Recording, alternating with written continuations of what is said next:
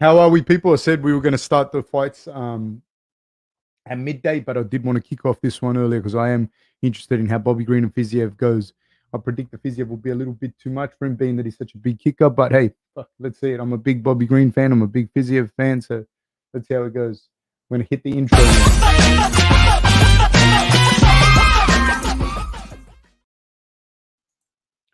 Thank you for joining me, guys. Thank you very, very much, guys and girls. Original Sin says, good morning, Coach Fab. Good morning to you, sir. I'm looking forward to this fight. Very, very interesting fight.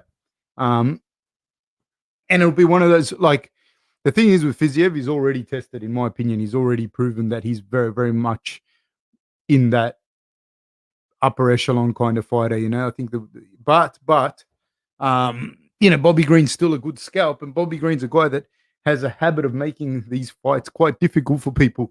So let's see what happens. I do think, though, that he's more of a boxer, wrestler, fighter, and he does have a good shoulder roll, but against a big kicker like this, I think it's going to be difficult. I don't know if he's going to be able to do it. Got a lot of let me see. Randy says, looking great, coach. Thank you, my friend. Thank you so much. Stephen Morgan says, good evening. How are we all? We are all fine. Vivid Kassar says, hey, Fab. Hello to you. Elia says, salam alaikum, Uncle Fab. Shalom, hola. Hola. Yes, how are you, sir? I'm good. And Joseph says, coach, I was just wondering if you're going to do the Green versus Fiziev fight. There is a God. Laugh out loud. Yeah, man, I wanted to do that one for sure. Christian Lawrence says, I see the kicking game possibly overwhelming Green in this fight. Could be. I do think that.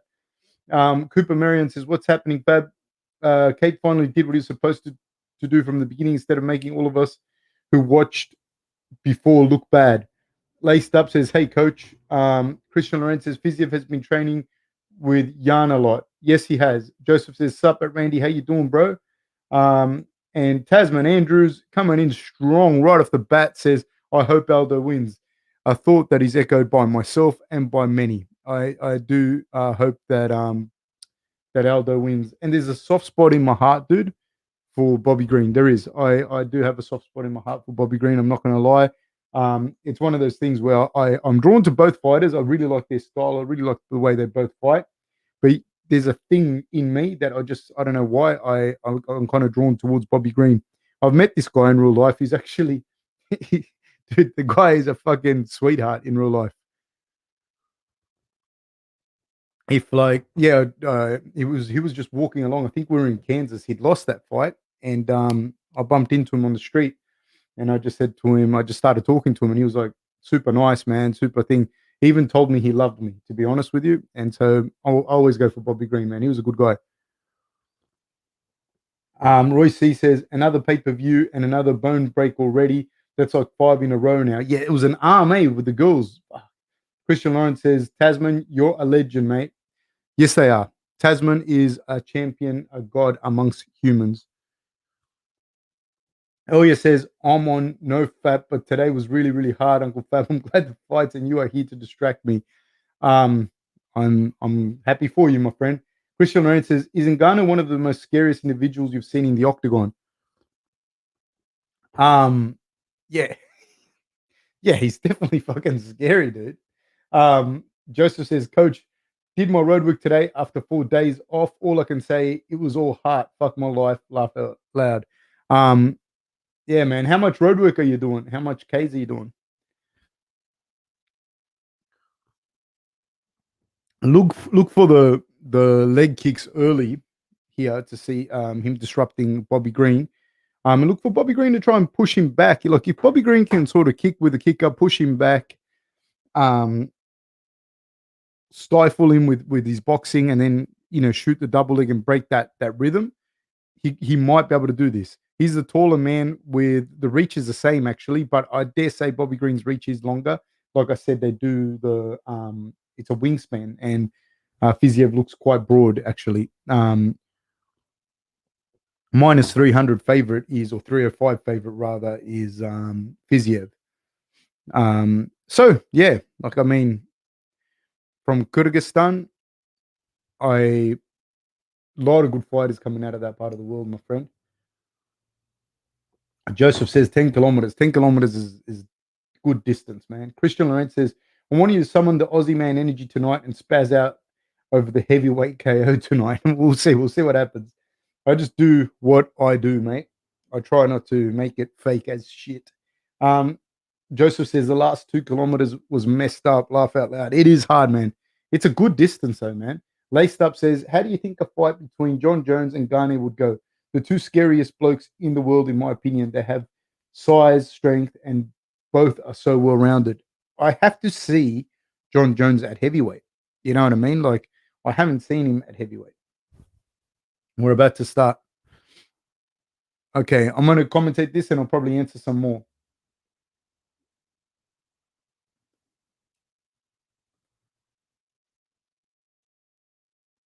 They're out in the middle. They touch gloves. Both men in the orthodox stance.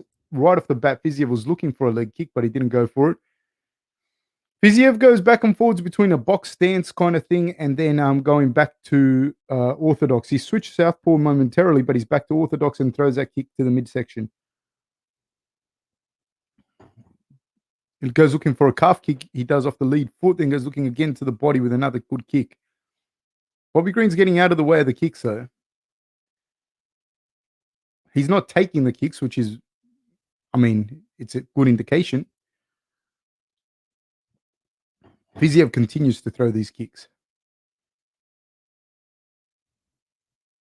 But Bobby Green is a nice oblique kick by Bobby Green, and that's what I was talking about. If he can start kicking with the kicker, that makes Fiziev have to lift his leg or move or whatever, but he's not kicking. Nice left hook.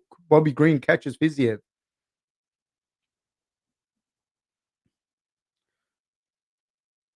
Bobby Green reaching out again, another nice little front kick, and then he slides out of the way. Your kicks don't have to be great to kick with a kicker. Nice combinations. Fiziev throws heat from his hands, but doesn't catch Bobby Green flush. They're exchanging kicks again. Yeah, your kicks don't have to be great. Like what Bobby Green's doing from the southpaw stance where he's kicking, he's doing oblique kicks or side kicks rather into Fiziev's lead leg is great because it makes Fiziev have to move and Fiziev can't plant his feet to kick from a position that he'd like to, from where he'd feel safe. Nice right hand over the top by Bobby Green when Fiziev goes to kick with the lead hand. Fiziev goes looking for a 1-2 and Bobby Green manages to slide out of the way. Great work by Bobby Green. I'm really liking the way Bobby Green's looking in this, at least in this part of the first round. Can he do this for 3 rounds? I don't know. They're both saying to each other, you know, more action. But this is a technical match. Shoulder rolls from Bobby Green. Nice shoulder rolls from Bobby Green.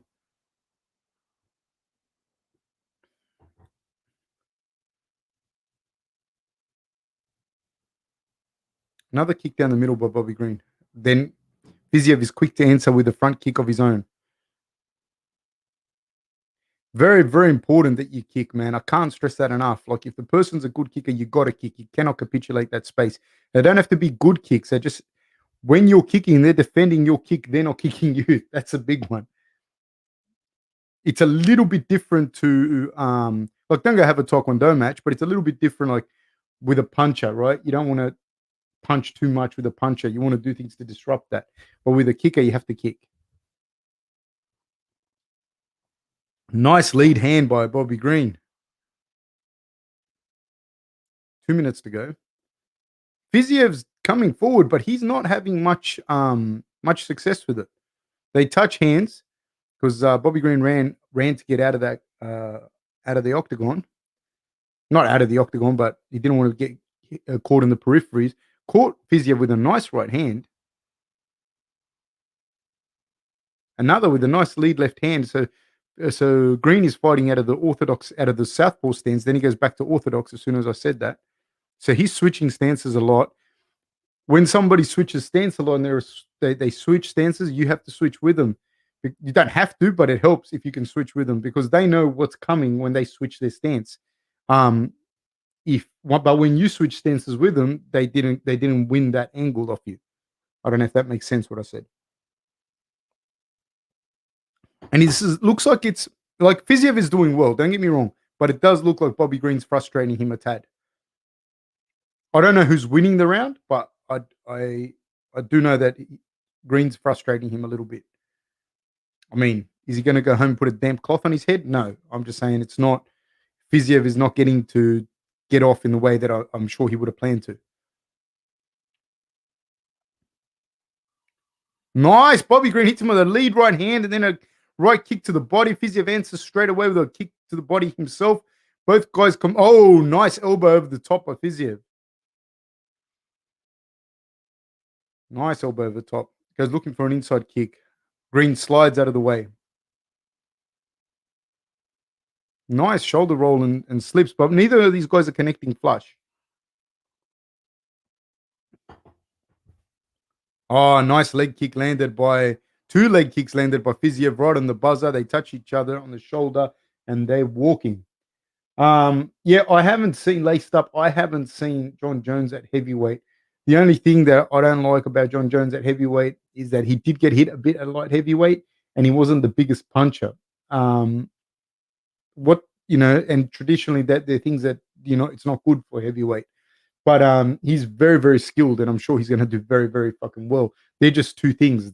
Not doesn't mean that he won't do well. I'm just saying they're just two things that come to mind. Where at light heavyweight, he had a big mechanical advantage over a lot of people. I don't know that he'll have that same advantage at heavyweight. So yeah, I don't know. But Gane doesn't seem to hit. He's not a big puncher himself, so that fight in and of itself. Who knows? I don't know. I'd like to see John at heavyweight before I can start saying something because some people do really well from one weight to another, and some people don't do well at all. Ilya says Rumble versus Ngannou would have been beautiful. The problem is Ngannou is a natural heavyweight. He's a huge, huge man.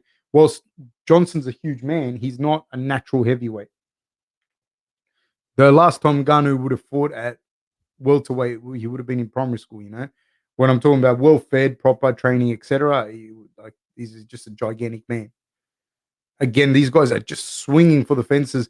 Fiziev swings and a miss with a huge left hook that Bobby Green was able to slide out of the way of. Nice combinations.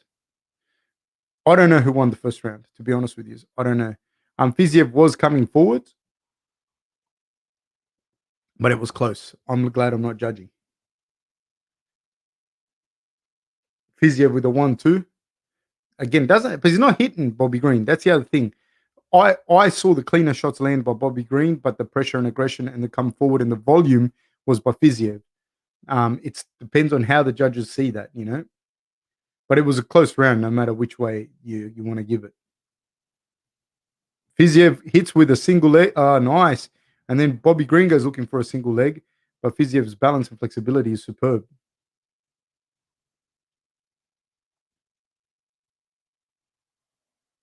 Fiziev edging forward and Bobby Green showing different angles. Now Fiziev's starting to find his range on those leg kicks. Bobby Green is the 1-2. Now he's looking for a single leg again. Knees in the clinch. Good body kicks by Fiziev. They're landing on the arms, but they're still good body kicks. They still take their toll. Nice Bobby Green from southpaw with a jab to the body and then a lead left hand. Now another lead left hand, but Fiziev answers with a massive leg kick. Another inside leg kick by Fiziev. Fiziev's starting to find his range on those leg kicks, and Bobby Green cannot take too many of them. Rips to the body by Fiziev, but Green answers with two of his own. Green having some success from that southpaw stance, but when he switched to southpaw, Fiziev did the right thing, which was kick the front kick down the body. That's a really, really good kick, orthodox to southpaw. Nice knees in the clinch there. He's starting to land shots on Bobby Green. Bobby Green's in a little bit of trouble up against the fence, and then Bobby Green hits Fiziev for his troubles with a nice little jab. Fiziev slips and rips really, really nicely.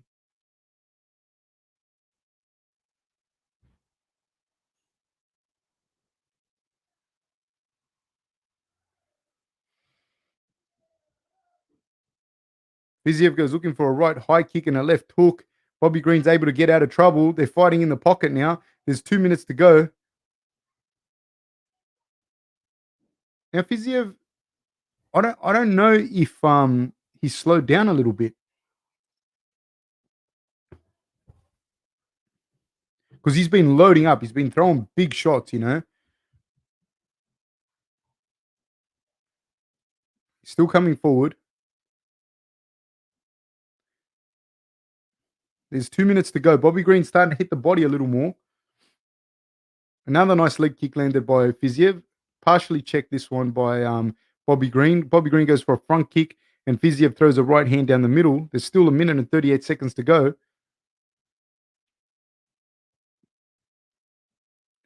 Touching him with a jab is Bobby Green.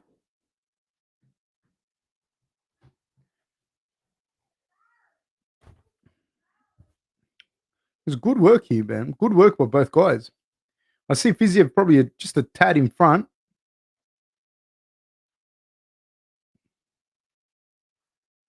Fiziev looked to spin then.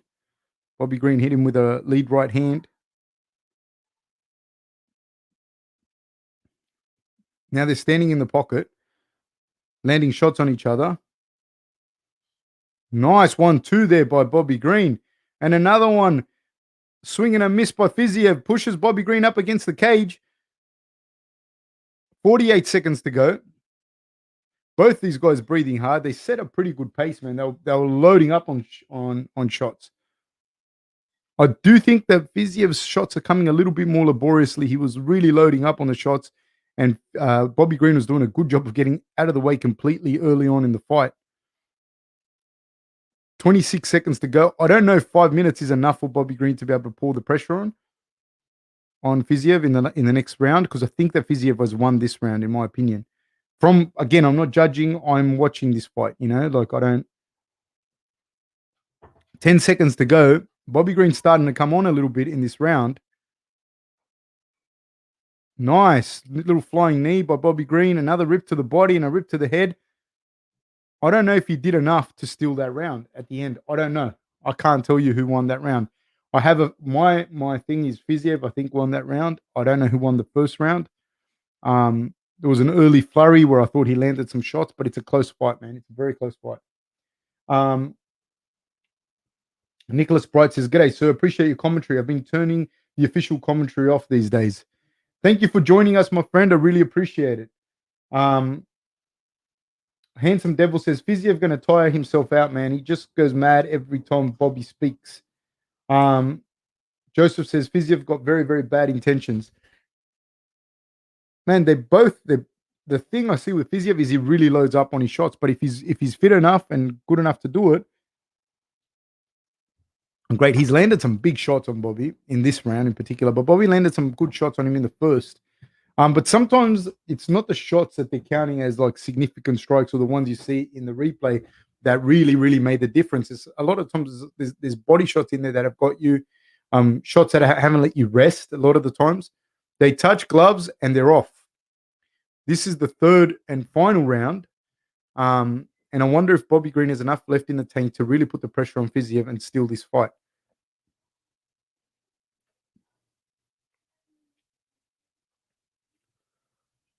So real interesting. Ooh, nice combination by Green. Fiziev goes looking for another low kick.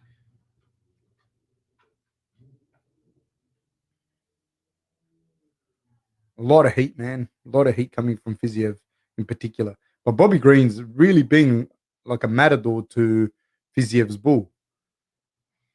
The live odds have Fiziev at -1,000, but yeah, because I think he has won both rounds. So he'd have to, I don't know, lose this round 10-8, have to get dropped soon, which I don't think he's going to get dropped. So even if he loses this round, I don't think he'll lose the fight. Oh, big right hand by Fiziev. And he goes again with another right hand. Hits Bobby Green with another right hand. And now Bobby Green's telling him to stand in the pocket and let's... Ooh, they're both going for it. Leg kicks. Bobby Green's talking to him. And Fiziev's landing more leg kicks.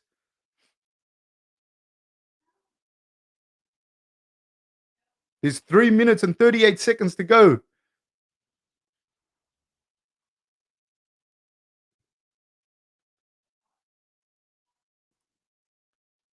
It doesn't seem like Fiziev's kicks have the same zap that they did earlier in the fight, which it's no shame in that. But I don't know if Bobby Green's going to be able to capitalize on Fiziev having slowed down a little bit. He is landing some jabs, some nice shots, but there has to be, he has to land more volume and with more accuracy. Bobby Green's doing a fantastic job. I just think that Fiziev is a little bit ahead in those earlier 2 rounds. In this round, I have Bobby winning this round, but not enough. I don't think it's going to be enough.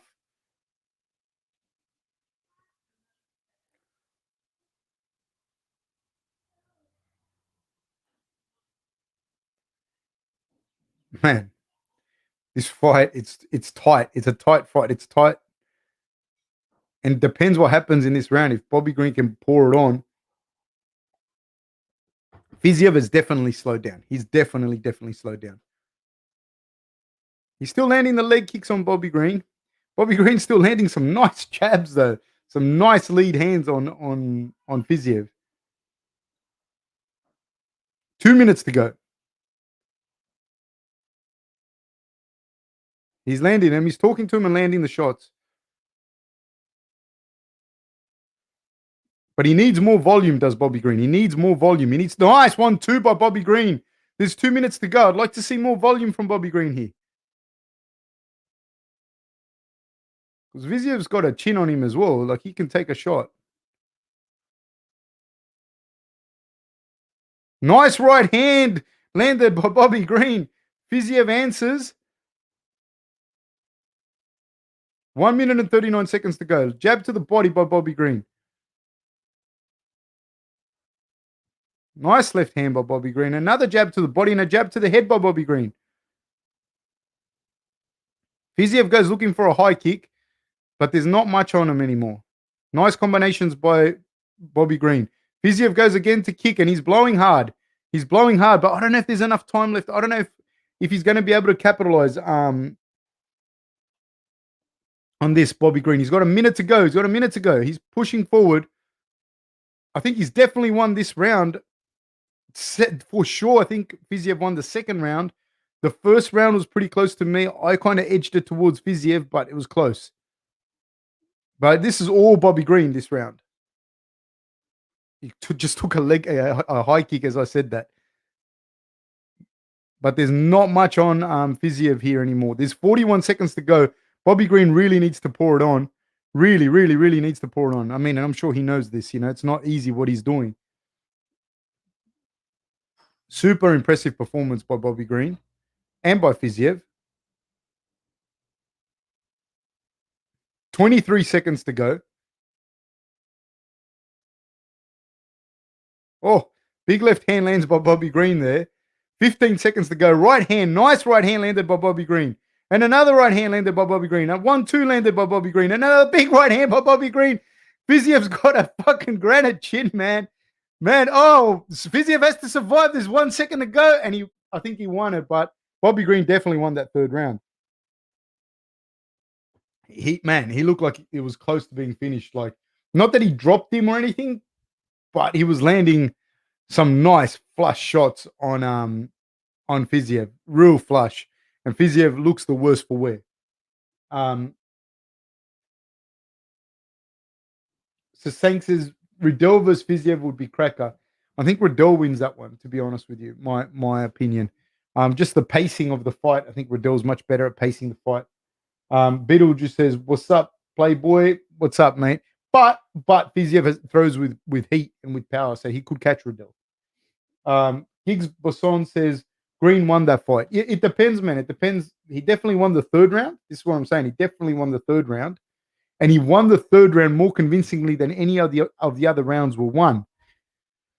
He did not win the second round, and the first round was tight. So I don't know.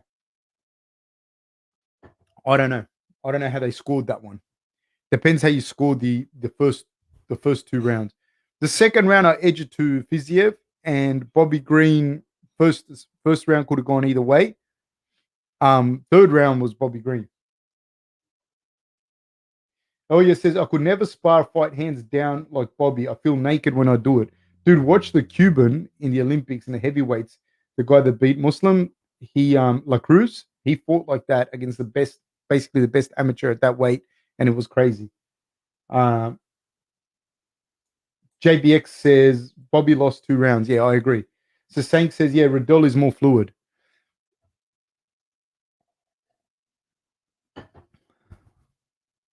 It was a very close fight, but I do agree with the decision. I think that he edged the first two out. He edged the first two rounds, and the third round was all Bobby Green. So I don't think you can be super massively surprised by that if you're Bobby Green or his corner, because it was what it was. That's the scoring system. You know what I mean? And you can't turn around and go, well, if it was judged in its entirety, then blah blah blah. Well, but it's not. It's not. And that's the other thing people forget. Like, you can't change the rules for what suits you. You can't go, yeah, but if that was, yeah, but it's not. You know what I mean? Like, that's like me running the marathon and sprinting at the start and going, yeah, come on, guys, I won that. If that was over 100 meters, I won that. It's not. It's over 42 Ks. You know. Giggs Basson says a judge gave it 30-27, laughing my ass off. Yeah, see, I don't agree with that with 30-27, I don't think that it was close to that. But again, you got to understand, they can only judge on what they can see at that point live. I'm not sticking up for him. I'm just saying to you, I'm saying to you, I disagree with that call. I don't think it was 30-27 at all. I think it was 2 rounds to 1 pretty clearly. Sasank says Joe Rogan was saying that Australia is on a military enforced lockdown. No, not quite like that, but yeah, not exactly like that. The military is there, in certain parts of Sydney, but it's not like a military enforced lockdown like martial law. Like, we don't have tanks and shit in the streets, and we're not in that kind of lockdown, anyways. Like, I can leave my house whenever I want. To exercise or whatever. There's pockets of Sydney where you can't, but no, it's not quite like that. Davey Martin says, how could it be 30-27? Insane. But in fairness, dude, that's why you have 3 judges. You know what I mean? That's why you have 3, because the other 2 didn't see it that way. Laced Up says, hope you and the family are going all right with the lockdown, mate. Looks like our Melbourne lockdown will probably get extended too. Yeah, man, it's pretty vicious at the moment with the lockdowns. It is, it's tough. Jacob says the only way you don't score that last round to Green is if you have your eyes closed. I mean, I said to you, I agree that it was that Green won that third round. Elia says those Cubans they sent to the Olympics are real science experiments, aren't they? Ridiculous athletes. And there are some really good ones, but not all of them win either. Joseph says, can't wait for Uncle Fab's story of the day. I don't have one in my head right now. Gary the Goat says, good day, Coach Fab. Good day. Christian Lorenz says, where is Marshall Smartest, Fab? I don't know. I don't fucking know. I was hoping to see him here today. He is from Nova Scotia, so I don't know what time it is over there. Christian K-Yan says, cops be discriminating coloured people in Western Sydney. Laugh out loud. Man, I don't want to go down a slippery slope where we start talking about, politics and the rest of it. Joseph says, cases are slowly getting higher here in Toronto too, Coach. Hopefully it doesn't get worse. I think it might get worse for you guys because you guys will be heading into flu season, won't you? Like, for us, we're in winter heading into summer. So we hope that will slow things down as well.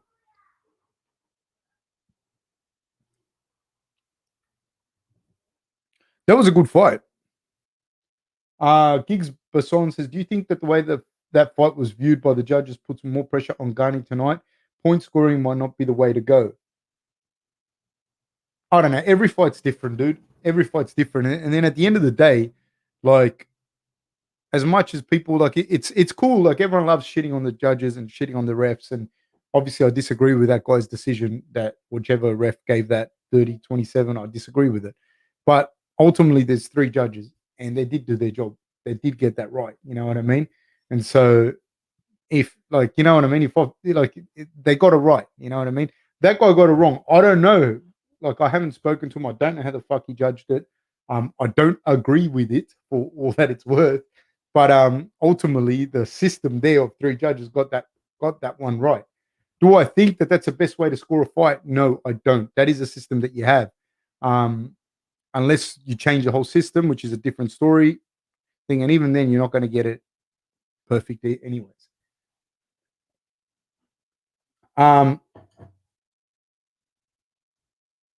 Elia says, when will you show us how you make your mate, Uncle Fab? I don't make mate. My mom and dad do.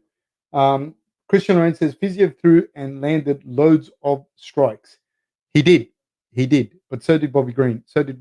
Even in that first round, though, this is what I think as well. Even in that first round, I felt that Bobby Green, this is just me, and this is why I say to you, people see things different. I felt that Bobby Green landed the cleaner shots in the first round. I not by much, by a bee's dick. I felt that, right? This is the other thing. I felt that. That doesn't mean that that's what happened either. You know what I mean? Because even you're watching a screen, and this is what people don't want to admit this. They don't want to understand this. It's not like I'm watching something, even though there's two dudes on the screen. For whatever reason, you might be watching one person, and he caught my eye for whatever reason, and that happens a lot. That's what happens sometimes. You have a person, and I don't want to get into this person or that person, but sometimes you have a person, and that person's a bigger name, and you're watching what that person does. That happens, man. That happens when you go trials for rugby league or basketball, soccer, whatever, and somebody goes, "Hey, watch this number 10. This number 10 is pretty good." If you already subconsciously watching number 10, that's going to make a difference, So, yeah, I don't know, like I don't know. It's a real tough job, dude, no matter which way you look at it. Jacob says, can't really change your game plan based on the judges. No, you can't. Chuck Lewis says, yo, Fabulicious, good day, sir. Good day to you, sir. Higgs Basson says, as a coach, I'm curious if judging in a card has ever influenced your approach.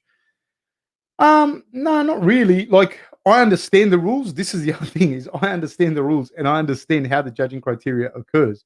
I have had, as a coach, bad decisions put against me. And I never really bitch and moan about it like that because we've had close ones go our way and you don't bitch and moan about that. So it's part of the thing, man. Part of the ruling system is a subjective opinion of the judges. If you want to sit and cry about it, do a different sport, man, because that is one of the criteria. And you're going to get shit calls, and every now and then you're going to get a shit judge, and that shit judge is going to influence the fight. And it's shit, and it sucks, but it is what it is. I understand the rules, and I understand the criteria with which it's looked at. So that in and of itself influences the approach. Like, I know that, for example, if you do score the takedown or if you push the person up against the cage, that's going to look favorably. That's going to look favorably upon you from the judges. Even if you're not doing damage, if nothing else happens, it doesn't mean that you're going to win a fight just doing that. But I'm saying to you, you understand these things. You understand what are the things that look good. I understand also that if, as a coach, if it gets quiet and the guy swings and my body language and what I'm doing and what I say starts to show the judges that, fuck, my fighter's in trouble, that plays on the judge's mind. Whereas if my fighter attacks or strikes and I'm showing that we are happy with that, occurring, we are happy with them doing that, that shows the judges that we're in control. So there's ways to play on that too. Just a second, please.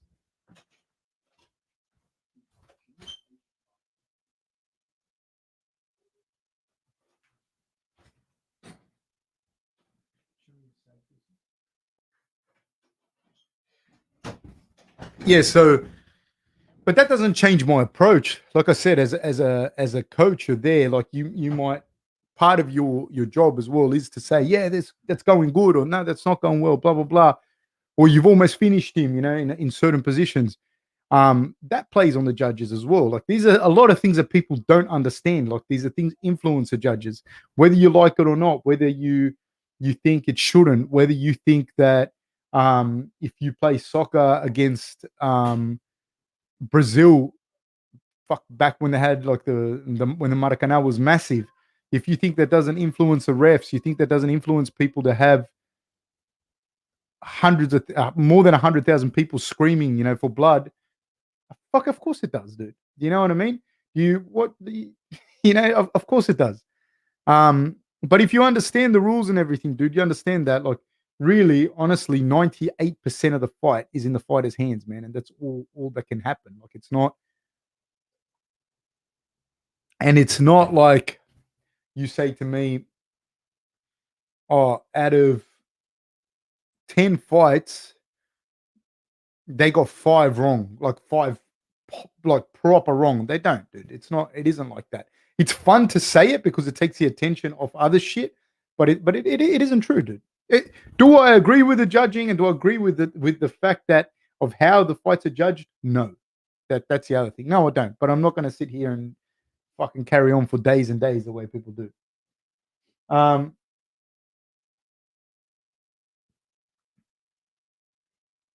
David, hey coach, do you think Cruz and DC are a better duo of announcers than Rogan and DC? I don't know, because I think sorry if I miss you, if I miss people, because I'm just trying to stay up to date with what I'm thinking. I'll do rants every now and then. Hey coach, do you think Cruz and DC are a better duo of announcers than Rogan and DC? Honestly, I think Cruz in particular is real knowledgeable, man. Like, really fucking, he knows his shit. Like, not everything he says is gold, and people go, well, you said this. Doesn't matter. He's fucking knowledgeable, dude. DC is very knowledgeable. And Joe Rogan's very knowledgeable, and he's a brilliant personality. You know what I mean? And so, I don't know. Any combination of those, I think, would be great. Joseph says, damn, DC really enjoying retirement. Laugh out loud. Good on him. Hashtag Big Mac. Kane says, could Khabib beat some of the top 5 middleweights, Whitaker, Israel, or Vettori? I mean, could he beat them? Of course he could, but like, especially like Israel or Rob, it'd be fucking hard, dude. Like, it'd be real hard because, like, he is what they are good at fighting. You know what I mean? Like, and you think they both these guys fought Romero. You know what I mean? And like it's different. It's different kind of wrestling and everything. But try and understand this. Khabib wouldn't, and this will make people's heads fucking explode with the people that love Khabib, because I love Khabib, but I understand. Like, when people asking about the judging, I understand the judging. When people talking about like the levels of wrestling and fighting, I understand that too. When I say to you that Khabib would not make, not even close, not even, he wouldn't make the juniors on the wrestling team. He wouldn't make it. You know, Romero was a silver medalist at the Olympics. He medaled in for 10 years in every major tournament he entered. That's the level of wrestling that Romero is. Khabib will not make the under 20s Cuban team. He wouldn't make it. He wouldn't make that team. And he wouldn't definitely not make the Russians under 20 team. That's not because he's not a good wrestler. He's a fucking fantastic wrestler. But that's the levels you're talking about. So him fighting and beating, in particular, Israel and Rob, I don't. Could he? Yes, he could, but he's much smaller than them, dude. He's much smaller than them, and being from this part of the world, all you're doing is anti-wrestling, because we don't have huge amount of wrestling, So generally, unless you're a Craig Jones type submission specialist, but generally what you're going to find Australian, New Zealand fighters, generally, I'm saying generally, don't, and then people go, well, what about so and so? No, generally, they're good strikers with good takedown defense, and good jiu-jitsu. That's generally what it's going to be, just because of what we have here in Australia. And so I find that those two in particular are real hard matchups for Khabib. And he loses the mechanical advantage against them massively, It's not, and don't tell me about what weight people walk around at. It's got nothing to do with what weight you walk around at. It's like their frames are so much bigger, their hands are bigger, their heads are bigger. Like, they're just built different,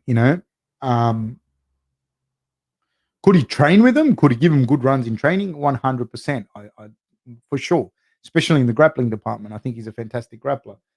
But there's levels, there's also levels to it. Like I've seen good UFC fighters with good wrestling.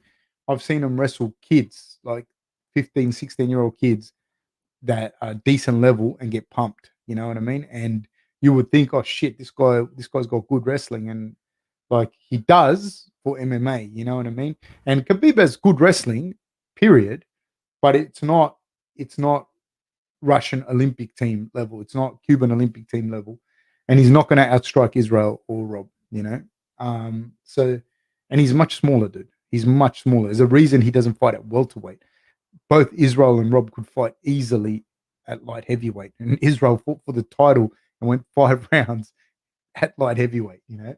So no. Skeeter says, "Why is it always dark? Are you in a strip club? How dare you, sir?"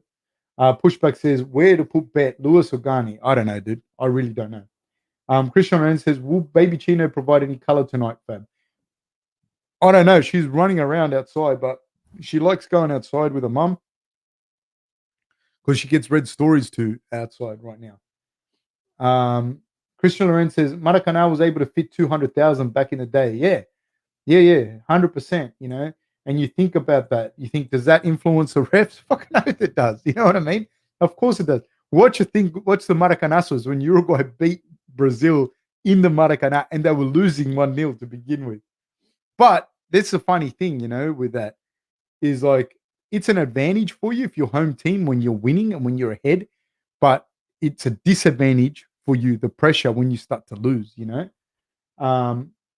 Jacob says, can't really even begin to guess. Who knows how Khabib would go with added weight. He'd easily suffer from height reach at higher weight classes. And you've got to try and understand that he has to then transfer that same level of cardio with the extra weight at a bigger weight without the mechanical advantages. It's a big difference. Felipe Gutierrez says, if Lewis and Francis connect at the same time, who gets knocked out? It depends where you connect too. Christian Lorenz says, would love to see Izzy and Rob sell out the Melbourne 100,000 cricket ground for a massive trilogy fight. Would that be epic? Yes, it would. Jacob says, Cruz is great when he's not personally invested in the subject he's talking about. When he rants it. Man, I enjoy some of his rants, man. He's a smart dude. He knows the fighting. He knows fighting a lot. I don't know him personally, but I don't know if he's a nice guy or not, or whatever, but he knows fighting. But in fairness, Jacob, I don't listen to a lot of the commentary anymore, so I don't know how bad he is now. Christian Laurent says, Cruz's mind has surpassed his body in terms of martial arts development. I agree with that. Big Davey Joy says, I'd like to finally see Bisping and Rogan work together with Anik, of course. Pushback says, please tip me where to bet, Gane or Lewis. I have no idea. Elia says, maybe unpopular opinion, but I like Anik, DC, and Felder. Pushback says, Lewis or Gane, any prediction? Hassan Ahmed says, I wish Romero got into MMA sooner. That would have been interesting. I used to think that when I used to watch him.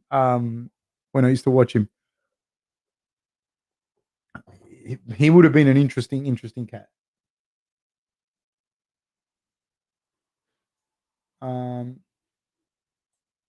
Cruz versus Hill.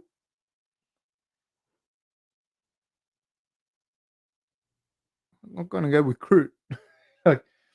Jacob says, Hyper Gaming main card fights up next. Preliminaries just ended. Elia says, without being too humble about it, how big was your influence in Robert's amazing takedown defense? Well, look, what kind of answer could I give to that?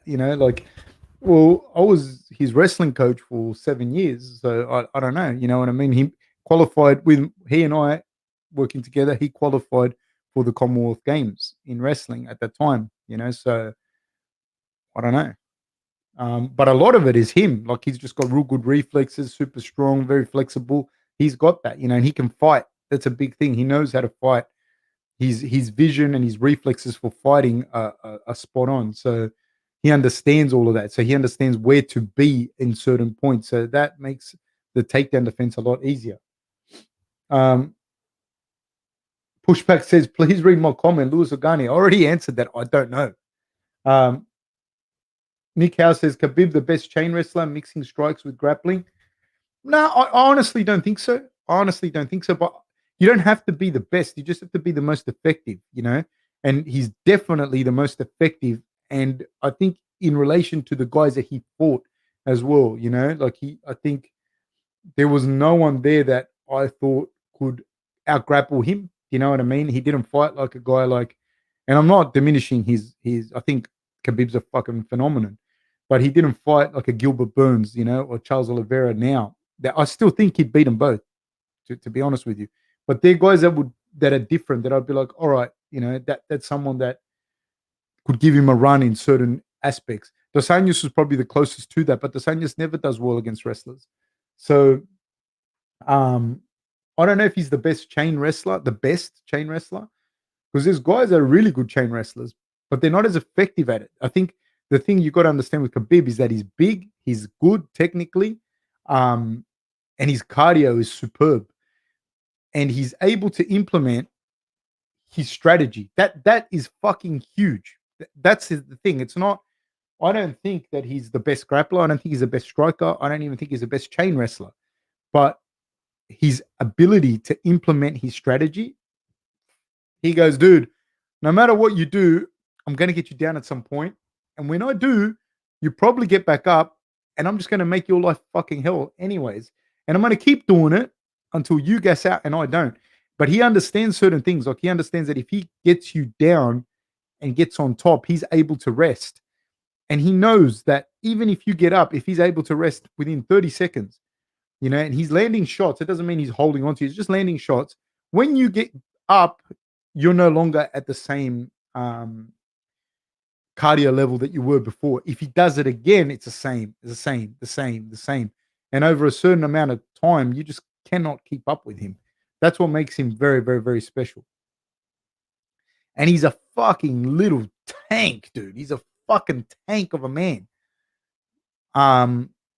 Yeah, so he's able to implement all of those things really, really well. And he's fucking smart. Like he's very, very smart guy. Like he fights at that weight, the weight that game plan is going to suit him the best. So he's very, very clever guy, dude. Obviously very well coached as well, not just in the fight game, but in the game, so to speak, by his dad and other people that he's had around him.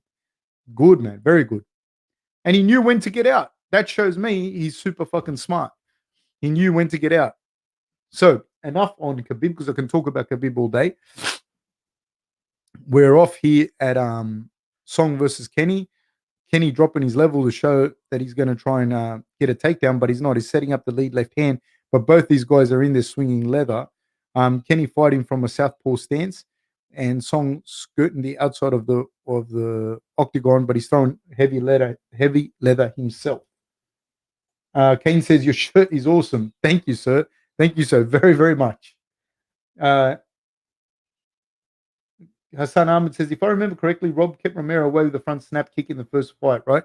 Yeah, because that's a front snap kick that I'm telling you is like front kick and the person is in southpaw, so you kick with a front kick.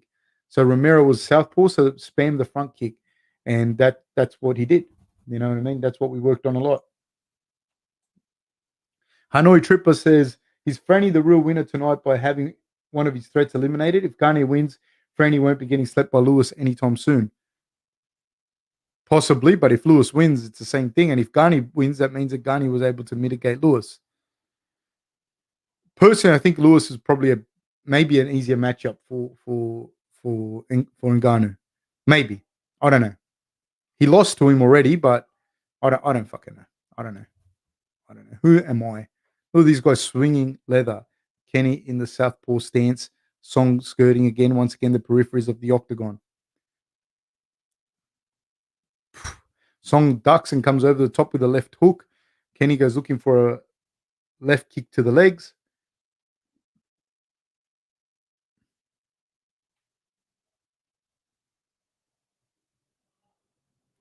Oh, these guys are swinging for the fences when they're in there. And it's a southpaw versus orthodox matchup. Song goes looking for that left hook all the time, uses it as a counter, and then uses it to exit as a check hook. I don't know. Oh, nice spinning kick from Kenney. I don't know if Song's going to be able to land that check hook counter.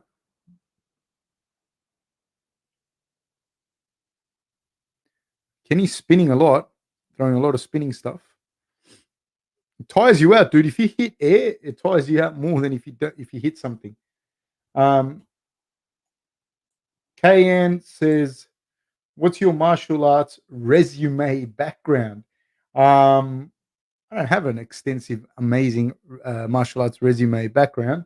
I've done Taekwondo since I was a little kid. I stopped doing Taekwondo probably in my late teens.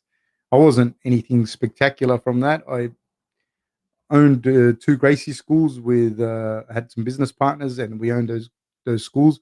Been grappling for about 20 something years, and I coached. I coached at a pretty decent level. Was with the national team for wrestling coaching, and obviously I coached the fight team at Smee Grange. But then a couple of years ago, I sold my share of those gyms to Rob and his business partners, and I'm doing some other stuff now. That's kind of my resume, KN. Chuck Les says, Yadong is the best name in MMA. It's a cool name, eh? Flex AMC says, during the face-off, seeing Gane stay composed while Derrick puts his fists to his face is admirable. It's easy to lose control and act tough like Derrick, but to stay relaxed like Gane is hard. Yes, yes, it is. But I think Derrick is not composed. Derrick's doing it to see if he can get a reaction, and also, dude, not only to get a reaction, more people watch it if he does that shit. So don't read into it too much.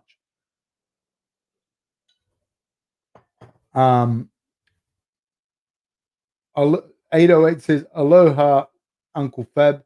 Hope you and the Ohana are doing solid. We are doing very well, my friend. We are doing very, very well.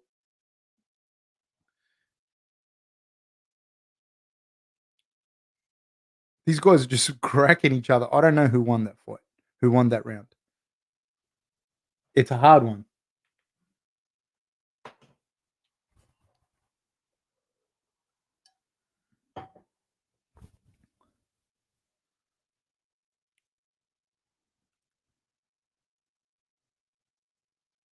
Hassan Ahmed says, Fab, did you see the dude who got head kicked at the Olympics?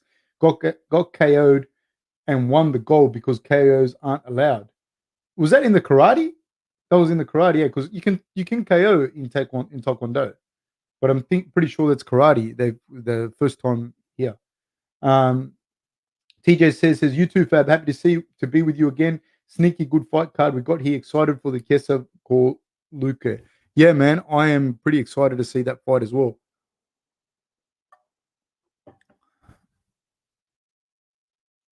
I don't know who won that round. I really don't know. It was a close round.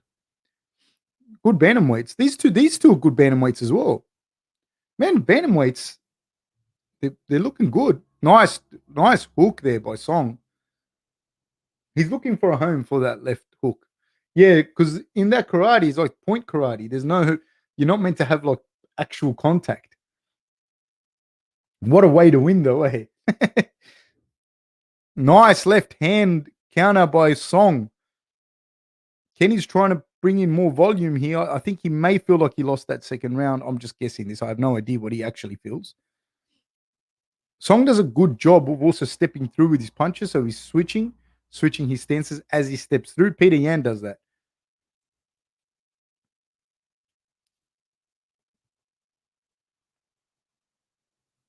Jacob says Derrick is a great actor, if nothing else. Much smarter than he acts and manages to draw in fans very well. Yeah, he does. He does. I'll give him that. Chris K says it was a Chinese girl in my middle school named Ping Pong, but then again, my first name sounds like something dirty in Japanese, so no one is immune, I guess. No, sir. There was a girl in my class named Anna Penis. She was a Greek girl. Poor Anna. I would have changed my fucking name. And there's another girl, but she lives still near me, so I'm not gonna say her name. Um, yeah, it's fucking funny name. Hassan Ahmed says bantamweight division is so stacked, man. It is. It is stacked, man. It is fucking looking good. This division. Song throwing some big leather, man, in the pocket there. I'm impressed with Song.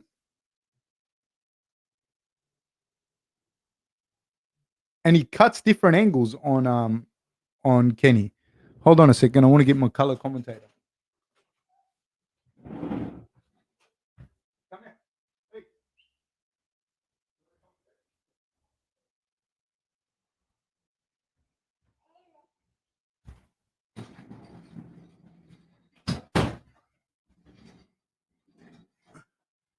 I got my color commentator here with me,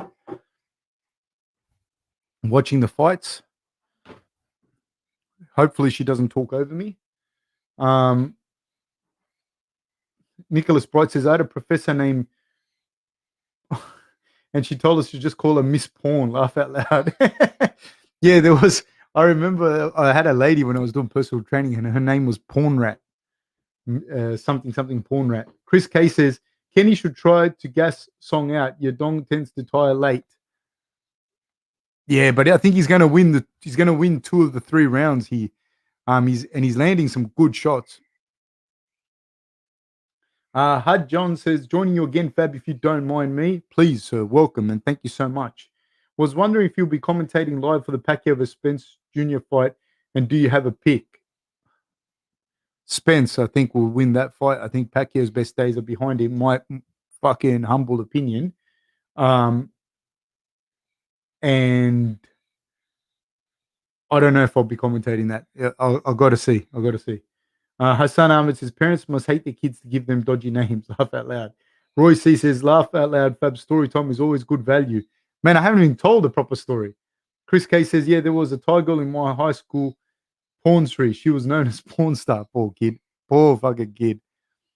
There was a girl in my year who, and if anyone that knows is listening, love you. You were my friend. We were good, but I have to tell the story. Her name was Melik, and her surname was spelled Urine. And so people, assholes, some may say even myself, called her Melik Urine because it was basically her name was Melik Urine, and she was a Turkish girl. So that was a bad name, Melik Urine. Melik Urine. Your dad was a scumbag. Look. Kenney has pushed Song up against the cage. He's looking for a double leg, and Song has the underhook. He's got a deep underhook here. He's able to turn him. Is he going to be able to turn him off the cage? He's trying to. I think that Song may have edged out this round. Nice body kick by Song. Hassan Ahmed says, Fab, you're looking a little slimmer in the face. Good stuff, man. I don't know, mate. I hope so. I've been off sugar, actually. The last week, I've been off sugar. Got a bad sweet tooth, and I've been off sugar. Like, I still have stuff that has sugar in it, I suppose. Like, I still eat bread and that, but I've been off sugar as in, like, dude, I eat pastries, chocolate, everything. My wife's pregnant, so I was eating everything that she ate, and it just wasn't working for me as well as it was working for her.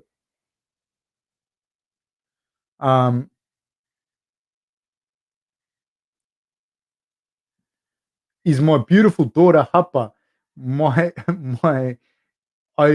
daughter is half Chinese Russian.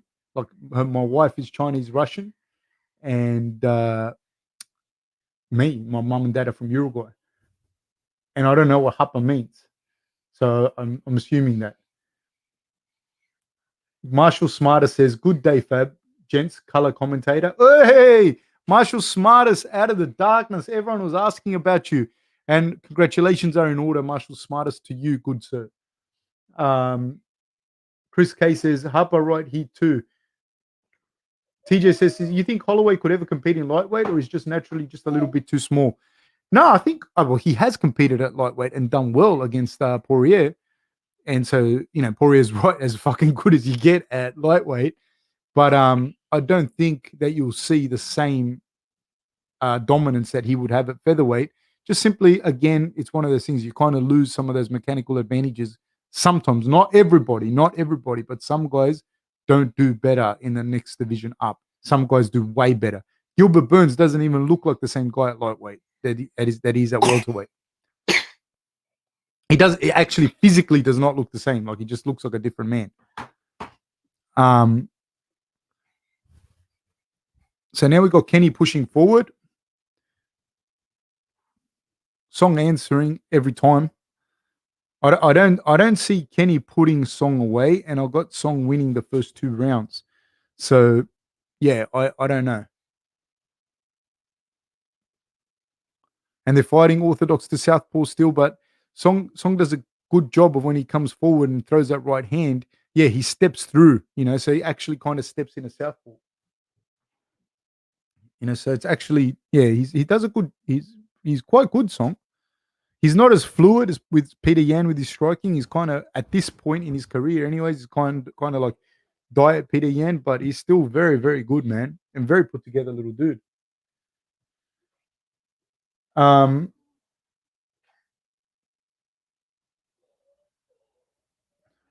Christian Lorenz says, Fab, when did your parents come to Australia? 1985.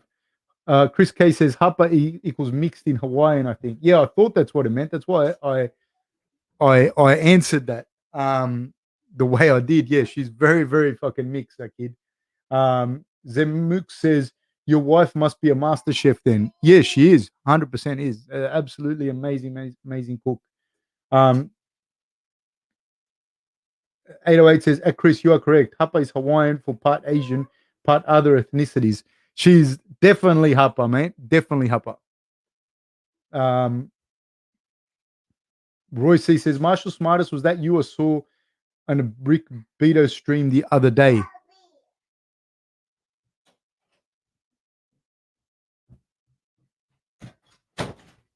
And yeah, good man. 2 minutes to go. I don't see Kenney seems to have faded quite a bit, man. He seems to have faded quite a bit. No, nice little exchange there by Kenney, but and Song seems to have faded quite a bit. Kenney goes looking for a takedown, doesn't get it. That would take a lot of energy out of a guy that's already gassed. 1 minute and 47 seconds to go. He's faded a lot. I don't know if Song has it in him now to finish Kenney, but Kenney has faded a lot. Song's faded too. His punches are coming quite laborious. These guys both came out at a cracking pace, though, in fairness to both of them. So Sank says, Fab, do snakes and spiders run rampant in Australia, and are they a menace in neighborhoods? Depends where you live. Like, it's real. Like, it's real. Like, the hype is real about the spiders. Song is walking him down.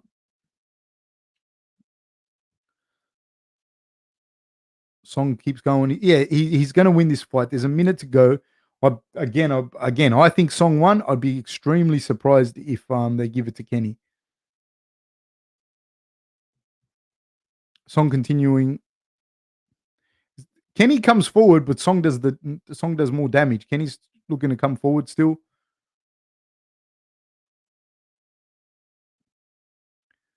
Song's completely stifled the takedown defense. Although Kenney is taking a lot of the shots on the arm, Song with front kicks down the middle. Nice little left hand landed by Kenney. Both guys swinging and missing and swinging and connecting in the pocket. Song caught him there with a little left hook. Oh, nice left hand there by Kenney. 7 seconds to go. He looks for a double leg. He gets Song to the ground.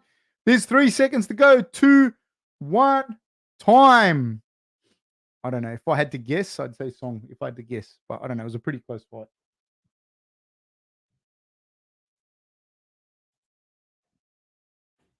Sorry, there was somebody asking something. I think what were we talking about a second ago before I went to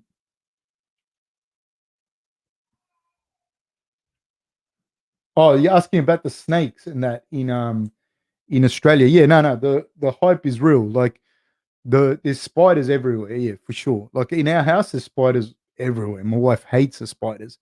Um, most of which are not poisonous though. But like huntsmen and that, they're like big, hairy things, They're scary looking, but they're not poisonous at all. So the spiders don't really scare me. They worry me a little bit with my daughter with funnel webs a little bit if she's playing outside or something, but not really. Snakes where I live, and that, yeah, there are snakes, and some of them are real dangerous. Like the brown snake, I think is like second or third most venomous in the world, and they're very, very common. They're common around here. We get tiger snakes around here. Tigers, I think, are the fifth deadliest snake in the world. Yeah, and I said, like on a other podcast, I said before, my mate catches the snakes in the neighborhood for people. And what we get a lot of though are pythons. Like we've got pythons in the roof and shit. And my friend, he catches them, but he used to drink real badly, like a real bad drinker. And he went and he thought it was a python, but he was so blind, drunk, that he caught it was a tiger snake, and he brought it down, you know. So yeah, there is. And I've told you all the story about the dude that got into a fight over a surf break, and they jumped him and beat him up, and he went and he got his red belly black snake out of the pillowcase that he kept in the car. So yeah, no, it is pretty full on like that.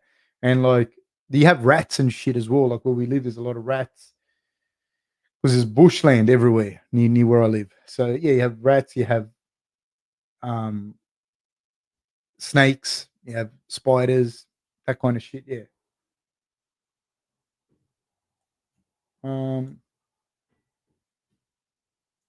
Jacob says, I think featherweight to lightweight is one of the easier gaps for people to change over. I agree. That I do agree with that.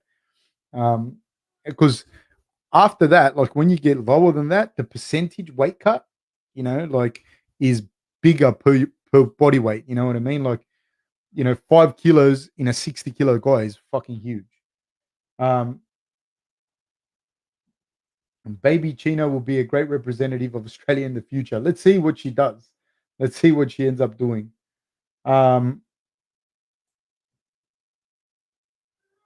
So Sank says, Fab, do snakes? Yeah, so that's a question you asked. Okay. TJC says, one of my favorite channels on YouTube is Aussie Man. The guy's a legend. Do you ever watch it? I've never watched it. I've never ever watched it. No. Juice says, if you could make a scoring metric for MMA, what would you weigh as the most important thing? Oh, damage is the most important thing for sure. Like damage is the actual most important thing. But you got to understand, damage doesn't happen as often as you'd think it does. You know what I mean? That's same as like fucking a war or whatever. Like, what's the worst thing is damage. But really, what happens most of the time is you cripple each other's economy. You know, that's before you actually launch the first missile. So it's kind of the same thing. It's kind of the same thing in fighting. Like people go damage, but if you stop and you go, look, one guy, your fighter that you were going for didn't do the hell amount of damage that you thought that he did. You know what I mean? So damage, yeah, for sure, it's damage. Chris K says, is Hawaii one of the most mixed places in the world?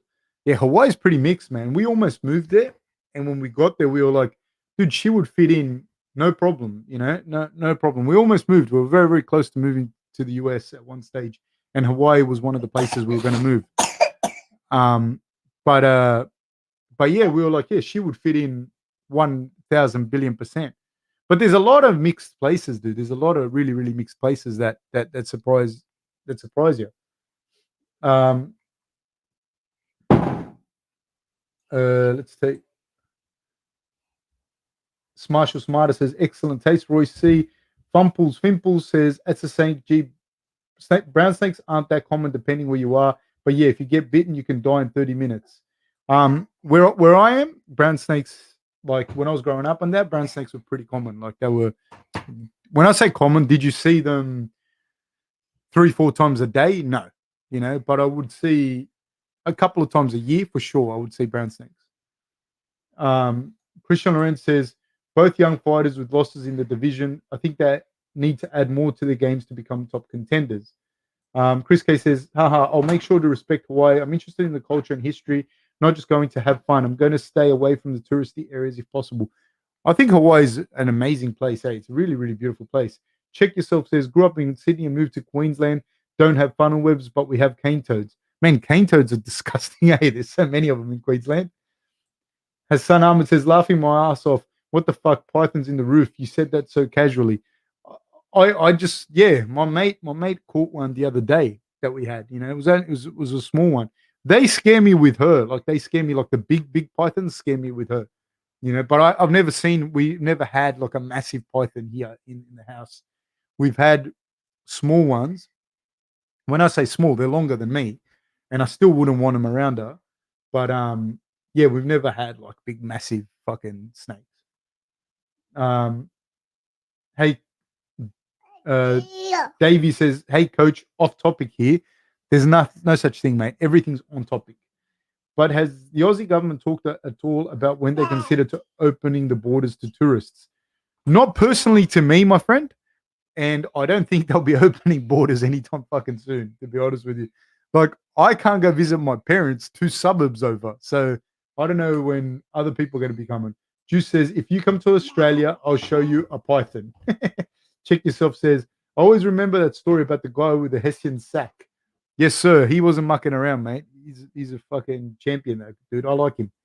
Hud John says, "Hey man, was wondering what you think of McGregor's comments on Abdul Manap. Cool or going too far?" I don't know what his comments were, but I think if you talk about people's families, it's not cool. I don't care what really. Like, there's no real reason for you to say something derogatory or bad about anyone's family. I don't know. I don't get into what shit's going on or said or whatever, but I don't agree with any comments made about people's wives or families. I don't agree with it at all. Okay, go with your mum. You don't even look like me, so bye, bye. Um, so yeah, I think when you say stuff about people's families and that, I think it's pretty bad. Like I don't really justify it no matter. I don't really care what people say. Oh no, he's selling the fight or whatever. There's heaps of different ways you can sell fights and say stuff about people's family. Uh 808 says, "Yes, Hawaii is very diverse. If you do stay out of the touristy areas, you'll enjoy your islands a lot more." I love it, eh? I loved Hawaii. Check yourself says, "Aussie man is crack up." Jacob says, "We've still got Aussies waiting to come back home, so no chance for tourists for some time." Pip Dennison, another Hawaii lover. Hassan Ahmed says, "Hawaii looks beautiful. Thank God Hawaii doesn't have none of those deadly animals, only sharks to worry about." Yeah, we got sharks here too, like just outside the house, you know. It's scary, man. Christian Lorenz says, "Fab, baby Chino banged her fists together, sign for good fights to come." Dude, if you go on my Instagram, she hits the mitts. No bullshit. Like she full punches the mitts and she holds the mitts too. She holds the mitts so you can punch them.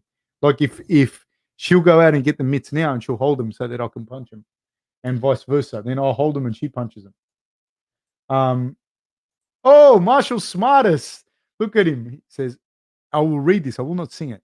It says, "Oh, when darkness comes and pain is all around, like a bridge over troubled water, I will lay me down like a bridge over troubled water. I will lay me down." Great work, Marshall Smartest. Fantastic work. Once again, if you didn't hear it before, congratulations, my friend. Tecia Torres versus Angela Hill should be a hell of a fight.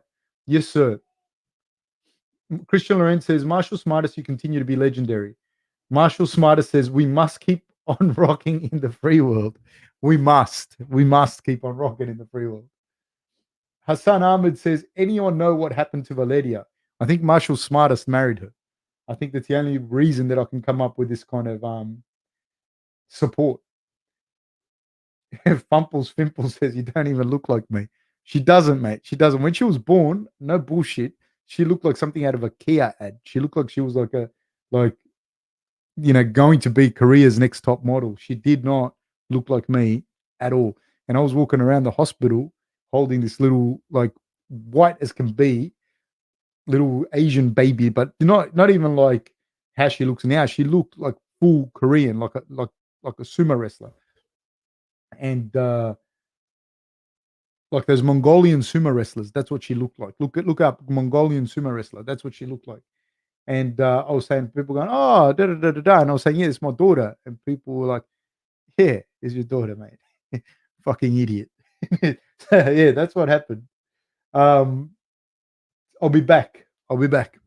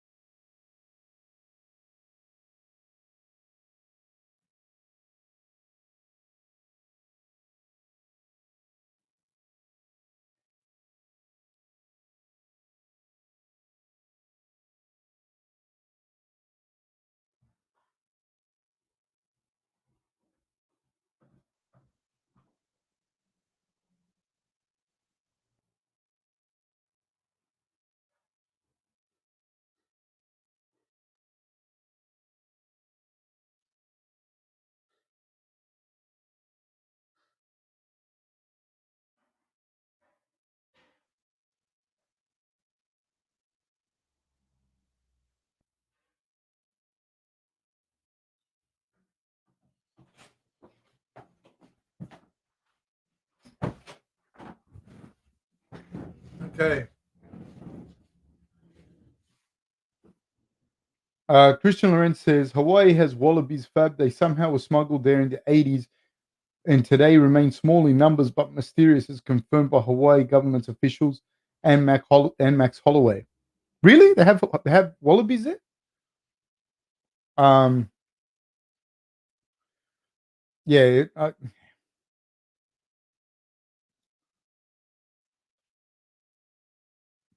Okay. Check yourself says, oh yeah, there's a few weird places in the world where wallabies were introduced. Somewhere in Scotland too. Really? I did not know this. I did not know this. I knew there was some in Papua New Guinea, but I think they're like actually there. But I did not know this. Um, so are the wallabies just jumping around in Hawaii? 808. HLB says, "Hey Fab, do you have an OnlyFans?" I'm no, I don't. I don't even know what that is. And Christian Laurent says, "Yes, mate, they do have a small wallaby population." I didn't know this, but I'll be sure to pass this off as my own information at the next dinner party. I'll say this with a wry grin, as I just nibble on the cheese platter, over a good glass of red. I'll just ease that into the conversation. I've got to find a way to make that smooth transition into the conversation. But I will say, guys, do you know that Hawaii has wallabies? Everyone knows that. You didn't know that? That's how I'm going to say it. HLB says with a raised pinky, and Marshall Smarter says a wry grin. Even yes, sir, a wry grin. A little bit of a nostalgic hint of something or other in my eye. That's how I'm going to say it. I'm going to talk about my experience with the Wallabies of Hawaii. Now we have Tecia Torres, a minus 150 favorite, fighting out of Colorado Springs, Colorado. MMA record 12-5. Height is 5'1", and she is a minus 150 favorite. Check yourself says, I think they would hide in the bush and not be jumping around everywhere. Yeah, I don't know. Hey, it's a weird thing. Weird thing to me to think of wallabies in Hawaii. So far from their homes.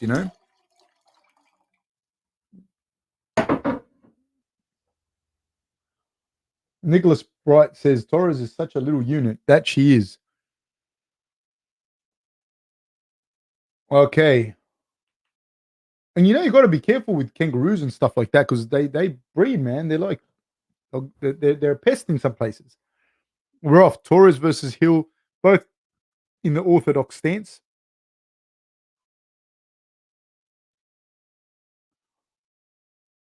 Hill trying to hold the center of the octagon a little bit.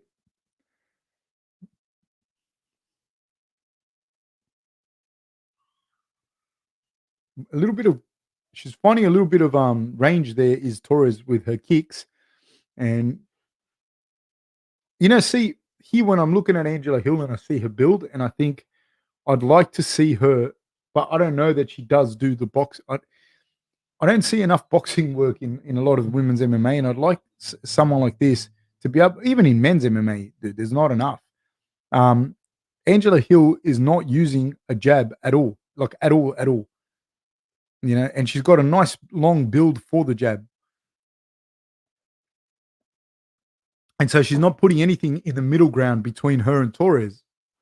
If she could just snap her jab out and start to claim some of that distance, and you don't have to hit someone very hard. There, she threw a jab just then. Now Angela Hill gets a takedown. Great work by Angela Hill to catch the kick and get the takedown. Torres is trying to kick off and stand up. Hill is controlling the ankles. Good work by both girls at this stage. Because Torres has minimized any of the danger that was occurring. She's still trying to get up. She's on her elbow. I'd like to see her get to her hand. She's on her hand now. This starts to become very, very hard for Hill to hold her down from this position. Hill has still got the body lock, but I believe that Torres is going to be able to get that right arm in for the underhook and turn and push her back to the cage. She's doing a good job. She's got to turn her hips and get her back to the cage. Hill continuing to try and get that body lock takedown, and she does, but Torres bounces back to her feet. She's got the overhook. Hill's got better head positioning here. Goes for a little knee, does Hill. Nice work by Torres to use that underhook to spin off the cage, but Hill continuing to look for this takedown, and she has pressed Torres up against the cage once again.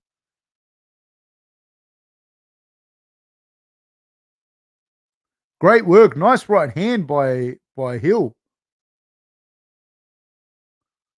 This is a number 12 and 10 women's fighters in the world, and Hill being at number 12 and Torres being at number 10.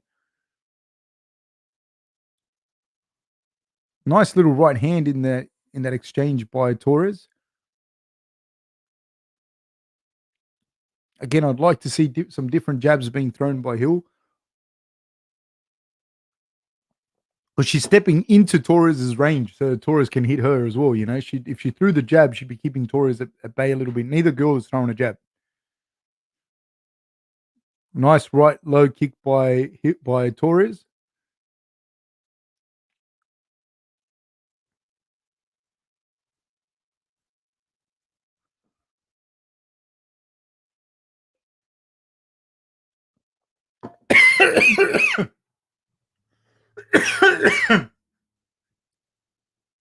Oh, Torres caught her with a little sharp little right hand.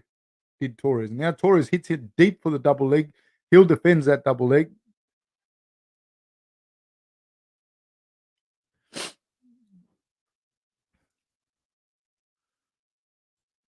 Nice movement by both girls. I'd really love to see them jab. Spinning back fist by Torres. They both clash shins, both looking for low kicks.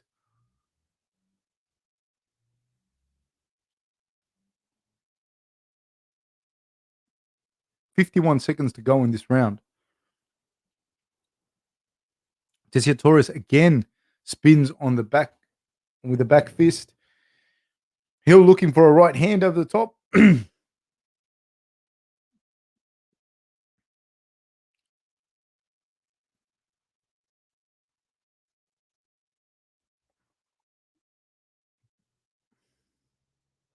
It's frustrating to watch. I'm not going to lie to you. It is frustrating to watch. Like where I feel like there is a massive drop off when you watch Shevchenko and you watch Nunes or whatnot. Because I feel like a lot of people in MMA, they just jump to the next level without having certain basics down, you know? And like a jab for either one of these girls would change the fight completely.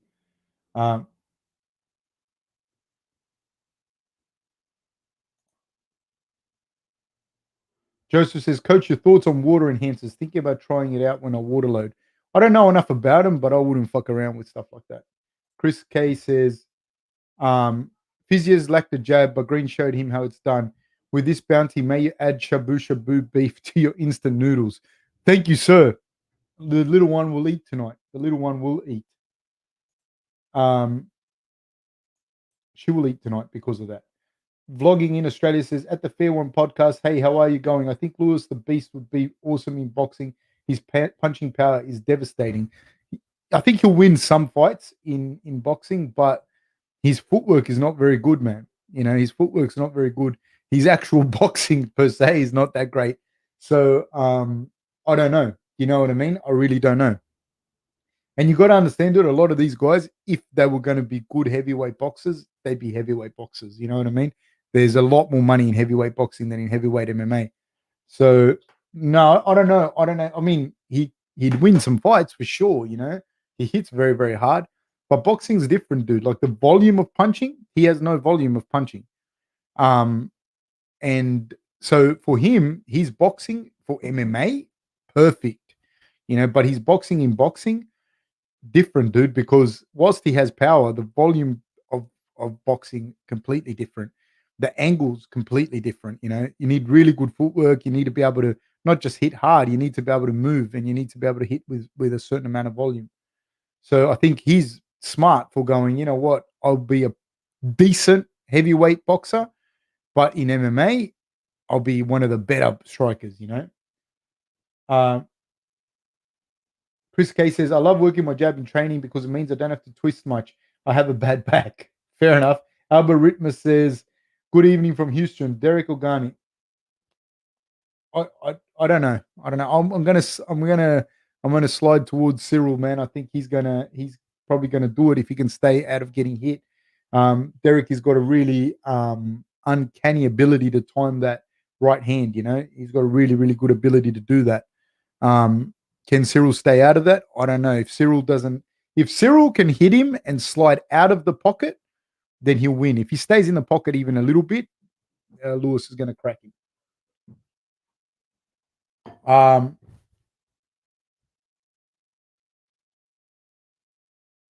Okay. Sorry, guys. I'm going to skip a few.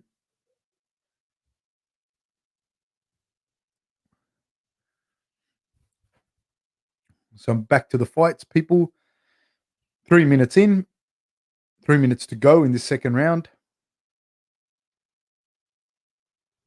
Nice side kick there by Torres.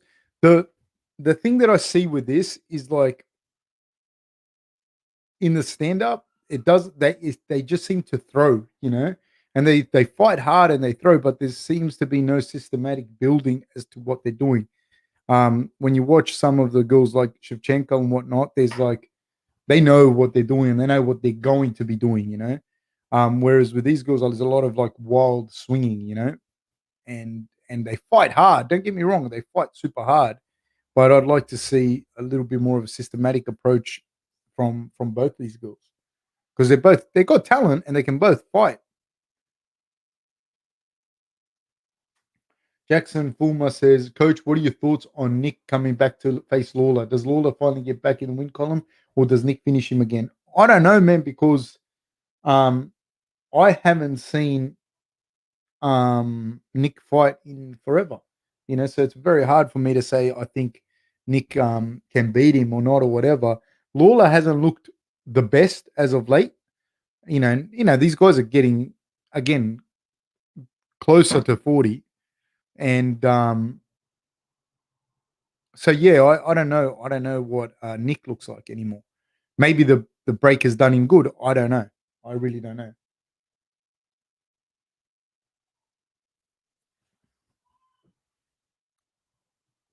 1 minute and 30 seconds to go in this second round.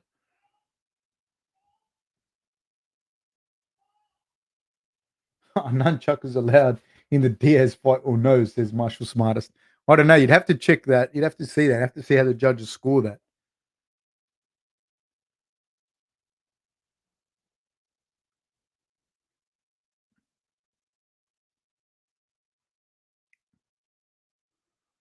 See, Angela Hill walks right up to Torres to punch her, man. You know, she walks like straight up to her to punch her. You know, she could be throwing a jab in the middle ground, you know. And Torres keeps throwing that right kick.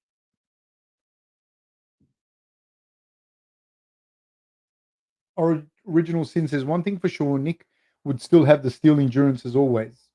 Yeah, but I don't know how many shots he can take like that if he eats them or not, or how much boxing he's been doing, or even how much cardio work he has actually been doing. Marshall Smarter says these girls look robotic. Yeah, there's like for some stuff, there's no rhyme or reason as to what's happening. Like they're just throwing a strike, and yeah, like there's no. Tecia Torres with another nice wheel kick, and now Angela Hill has went to take the mount, and then Torres was able to push her back into half guard, and that's the round.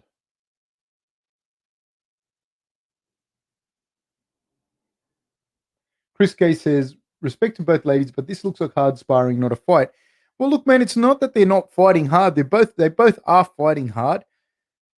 Like I said, I think that a lot of the times there's no systematic build up to what they're doing, you know? And I think it's just like like I said, like there isn't real proper use of a jab or corralling the opponent into a place that's beneficial for you, you know, or cutting off of the cage and just being patient and systematically building your strikes towards a crescendo, if you will. And there isn't that. There's just like they're just swinging, you know. Chris K says, good point about rhyme or reason. There's more to fighting than technique and power. No, 100%. And that's why I was saying to you earlier about like when we're talking about Khabib, I think like Khabib is one of the best people at implementing his strategy. He doesn't necessarily I don't think he's the best grappler in that division necessarily. Necessarily. He may well be. But his ability to implement what he wants to do and thereby not letting you implement what you wanted to do is what makes him, in my opinion, my humble opinion, the best in that division. Angwell says Torres is quite athletic. I think they're both athletic, and I think they can both really fight. That's what the shame kind of it is in it. Not the shame because they're putting in such an effort, but they can both fight. They're both putting a huge amount of effort, but there isn't a build up to certain things of what they're doing. So it's a tremendous use of energy as well. Like and that's credit to how fit, honestly, like how fit and strong these girls are to be able to fight like this for 3 rounds. Because when you start to understand and you start to cut off the ring, the octagon, you start to cut off the octagon, you make the person react when you push them up against the cage rather than you just grabbing them and trying to take them down.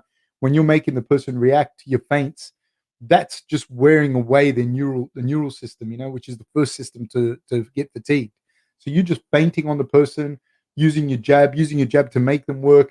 After an exchange, after a grappling exchange, you hit in the body so they can't breathe properly and whatnot. They don't get their breath back. You don't have to hit them hard. You just have to touch them. Because both these girls have got huge hearts. They fight super hard, but it's kind of all over the place. It's kind of like you're rolling with someone that doesn't go, I'm going to pass like this, da da da da da. They're just trying to jump over your guard, Chris K says, hard sparring with both fighters still hold back a little. I stand corrected. These ladies are giving it their all. Yeah, 100%. 808 says, I hope Gane uses his great kicks to set up his hands. I do too. Naman says, Derrick Lewis by last minute KO anyone. It could be. He could well be. Chris K says, I like the button mashing comment someone made earlier. Marshall Smarter says, damn, blue belt burned. My fucking Eli, Eli that does a thing with me. Like probably about 5 years ago, I was still able to train, but I've always had bad knees, but I could still train pretty hard. And he came and rolled with us one day, and he did this fucking atomic butt drop pass, man, that almost blew my knee to fucking bits because my femur and my tibia don't sit on the articulating surfaces. So spam his fucking social media with because of his horrible fucking guard pass. It was honestly, it would be outlawed in most first world prisons. He jumped up to do this atomic butt drop and almost blew my knee to bits. Hate the guy. 808 says, sad part is Nick's been out because of weed and now it's legal to use. I think Nick not taking a beating while Lawler been kind of declining. I don't even know what the fuck happened with Nick Diaz thing because dudes had been caught smoking weed and didn't get that much. So I don't know what happened there. Cooper Marion says, I need the Torres shoulder workout plan. A lot of that's genetics too, though. Eli the knee breaker says, check yourself. Horrible, mate. Marshall Smarter says, Eli the forever blue belt. First Australian says, Paddy Mills for PM, Matisse Tabul for Minister of Defence. I can't argue with that, mate. I can't argue with that. Paddy Mills was on fire last night, man. I felt sorry for Doncic. I did because I like Luca's probably my favorite player, but so's Paddy Mills. I've been a fan of Paddy Mills for a long time. Super impressed by him, man. Super impressed. Torres has slowed down. There's 30 37 seconds to go. Hill has landed a nice straight right hand. 27 seconds to go. See, Hill has still got energy and she's still able to throw hard now after all that effort. And I just think, man, and then she got taken down by Torres, and she could do so much work with just having a better jab or just having a jab. Just having a jab would be a good start. She would, the girls just finished. They rumbled right to the end. I don't know who won that fight. I don't. I think Torres won that fight. Juice says, I knew I sensed some animosity between you and Eli. Dude, that guy's guard pass, this was about 5 years ago. Never been the same since.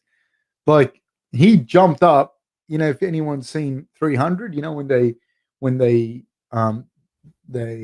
shoot the arrows and they say, well, then we'll fight in the shade or we'll fight in the dark or whatever it is. Like, and they shoot, all the arrows go up in the air and it blocks out the sun. That was him. I was on my back and in my patented open guard, and next thing I see, it's dark. It's fucking dark, and it's Eli. He's jumped much higher than I've ever seen him jump. I've never seen him jump that high for anything. Blocked out the light, and he came down, boom, on me. Still didn't pass a guard, but he almost disabled me. So I don't know, like, if I suppose it's a win to people like him. I don't know. First Australian says Eli's just mad that he's stuck in Ballina. No, he's not stuck in Ballina. He's out west. He lives in southwest Sydney. So yeah, it was bad. Jackson Fulmer says, Coach, who you taking in Chiesa versus Luque fight? Again, dude, I don't know. It could be Chiesa. If Chiesa can get him down, then Chiesa's going to wreak havoc. He's going to be able to hold him down for those rounds. But if he can't, and he's stuck with Luque standing, and Luque gets like a good understanding of the distance that he needs with Chiesa, then Luque will piece him up on the feet. So I don't know. Original Sin says Southwest Sydney is worse than Ballina. Ballina's beautiful, dude. Ballina's beautiful. They're lucky they got rid of Eli and we got him. First Australian says, sorry, my mistake from Ballina. Shaka Garami says, there's no guard passing on the mean streets of Ballina. No, sir. No, there isn't, mate. You stand and fight like a man. That was one of the worst guard, people get overzealous with their guard passing. That was one of the worst things that I've ever encountered in my life, was that guard pass from Eli. Dude, it was brutal. It was brutal. It was illegal. It was not, yeah. Copacabana is beautiful. Yes, it is, sir. Yes, it is. Sage. Marshall Smarter says, double cheeseburger DC always looks hungry. He looks like he's going to eat Torres. It looks like he'll just bite her head off or something right there. Michael Kane says, thanks for the commentary, Fab. Makes a lockdown Sunday bearable. Thank you, sir. Thank you very much. Thank you.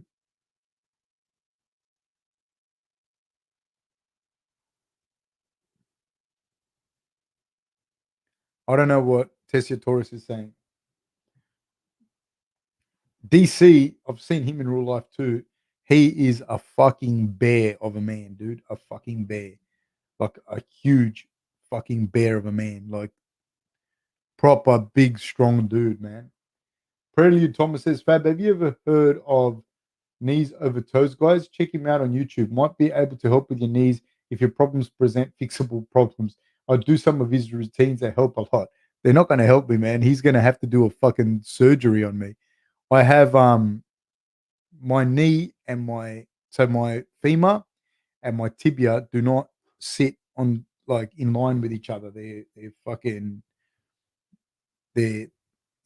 in line with each other. So he's not gonna help me with what I have, unfortunately.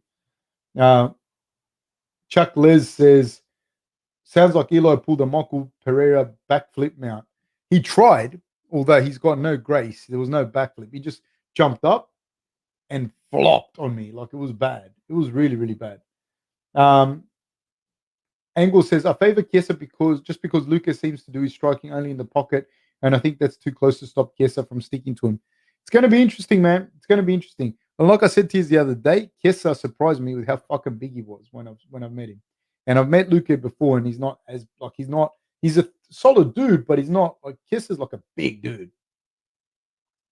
Joseph says it still amazes me to this day how Chiesa made lightweight back in the day. I don't have any idea how he made lightweight. Juice says, smoke a couple of cones, Fabs. Your knees will feel great. No, I don't do well with that stuff, dude. I don't do well with that. Chick Yourself says, I'm just imagining Eli leaping in the air and blocking out the sun. That's what he did, man. He jumped so fucking high, he didn't jump that high because he can't jump very high, but he jumped as high as Eli could, or maybe he did. Maybe he had something in him that day to pass the guard, which is not, my guard is not even that hard to pass. Really, it was really unnecessary for him to do that.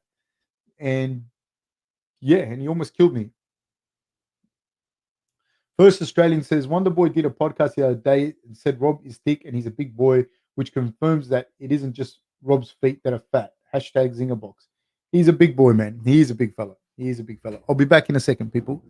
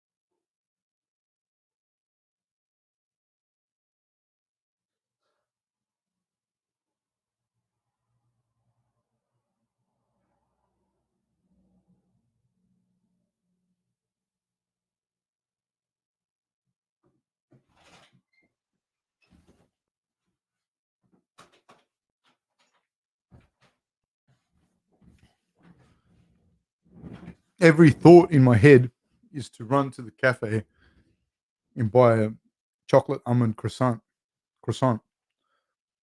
I have such a sweet tooth. I've been off sugar for a week. It's killing me.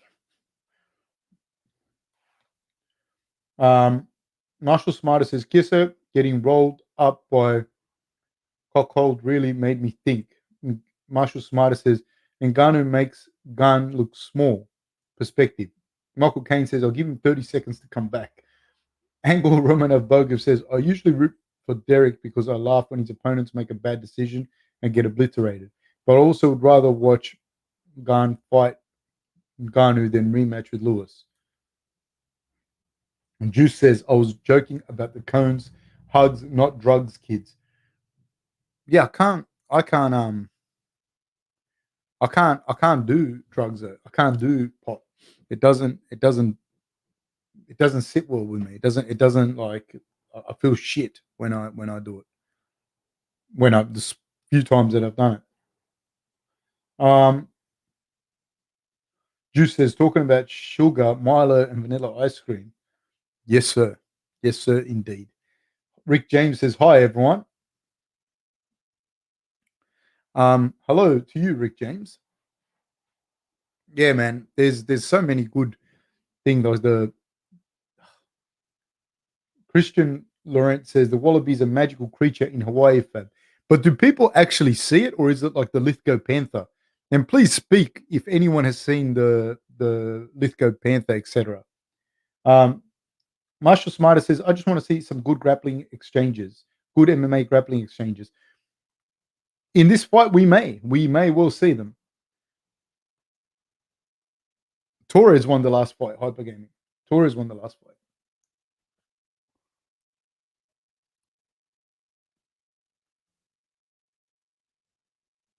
Putting the Vaseline on there. I like Vicente Luque. He's a good fighter, good guy. Cracks hard too, man. Jed Kerr says there is 100% Panthers in Oz, says Jed Kerr.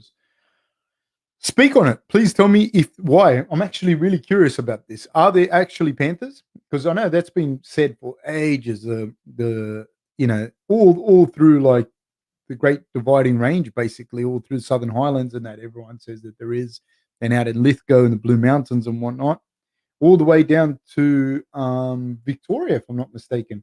So, has anyone actually seen one? I'd love to hear about it.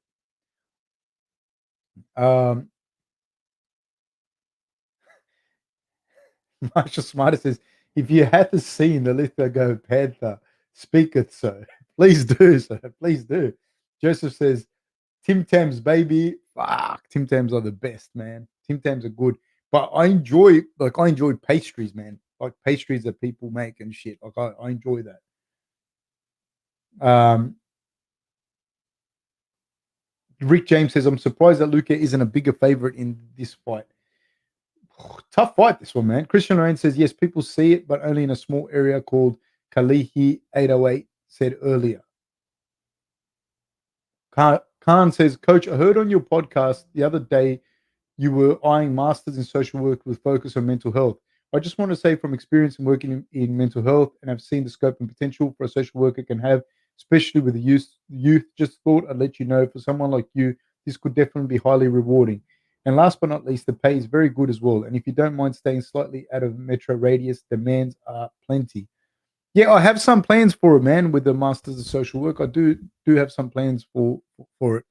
Um, Especially with the mental health side of stuff. So um, we'll see what happens. We'll see what happens. And I really appreciate you commenting on it, man. I really do. So I really thank you very much for that. For taking interest at least. So thank you.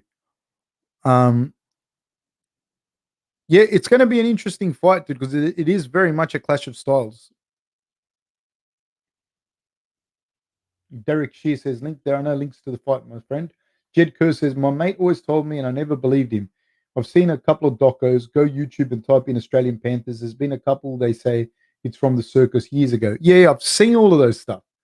I've seen all of that, but I'm just interested to know if anyone has actually seen it themselves. Like if somebody came out and said, "Look, yeah, I have." Like that even know like this, like I haven't really seen anyone. Like I've watched on YouTube all the docos, because I actually am really interested in it. Um, Cooper Marion says, I once saw a wallaby dead on the side of the road by Joe Exotic's compound in Oklahoma. Wow. Nicholas Bright says, I think this would be a good fight. Chiesa is ungodly tough and should be able to get good scrambles out of Luque. I think so, man. I do think so. Um, Bosman Jones says, has Nunes fought? Nunes not fighting. Lucas Rivers says, my mate went hunting around Mount Bao and he said he saw a Black Panther, but I take it with a grain of salt. Yeah, see? Chuck Les says, I'm doing my Cert 4 in community services, potentially working towards university, but I'm a meathead, so it's a mission. I'm not a meathead, man, but I'm not good like at studying per se. I'm kind of like different. I learn different and I act different. I'm a bit different like that. So I feel your pain, my friend. Just keep at it, man. It's a war of attrition. 808 says, screw them Wallabies. They need a one-way ticket back to where they came from. Lucas Rivers says, she's not fighting on this card. Jed Kerr says, I don't think there would be many. And Rick James says, Nunes has COVID. I just the problem that I see with that theory is that I don't see anyone like if say there were panthers in Lithgow or anywhere on the east coast of Australia, which is where they say there are, they have no apex predator. So I can't imagine how like they have no predator above them. You know, they would be the apex predator. So I can't see how like there just wouldn't be a lot more of them. You know, even though there's like a big land for them to be around and they're shy animals to begin with, but I still think that they'd be more common. People would have seen more of it. Michael Caine says apparently a couple of panthers escaped from the circus visiting Australia years ago. There is footage, many visual accounts. Yeah, but the footage, dude, I've seen the footage, and the footage is not like say for example, are there lions in Africa? Yes, there's the fucking footage. You can see it. It's very, very clear. That's not the type of footage that we actually get to see about. I want to believe that there's a Lithgow panther, you know, and but the footage is not clear enough to me that there's a Lithgow panther. So yeah, we're about to start,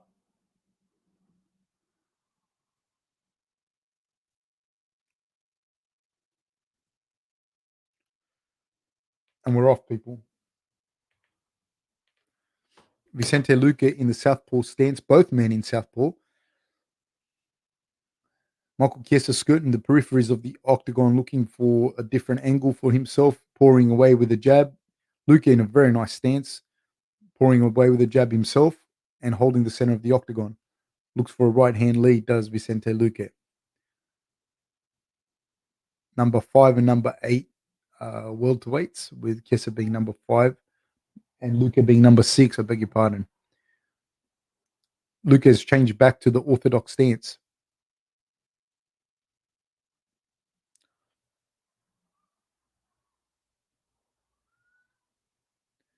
Nice little leg kick by Luque. Both guys very wary of each other's skills.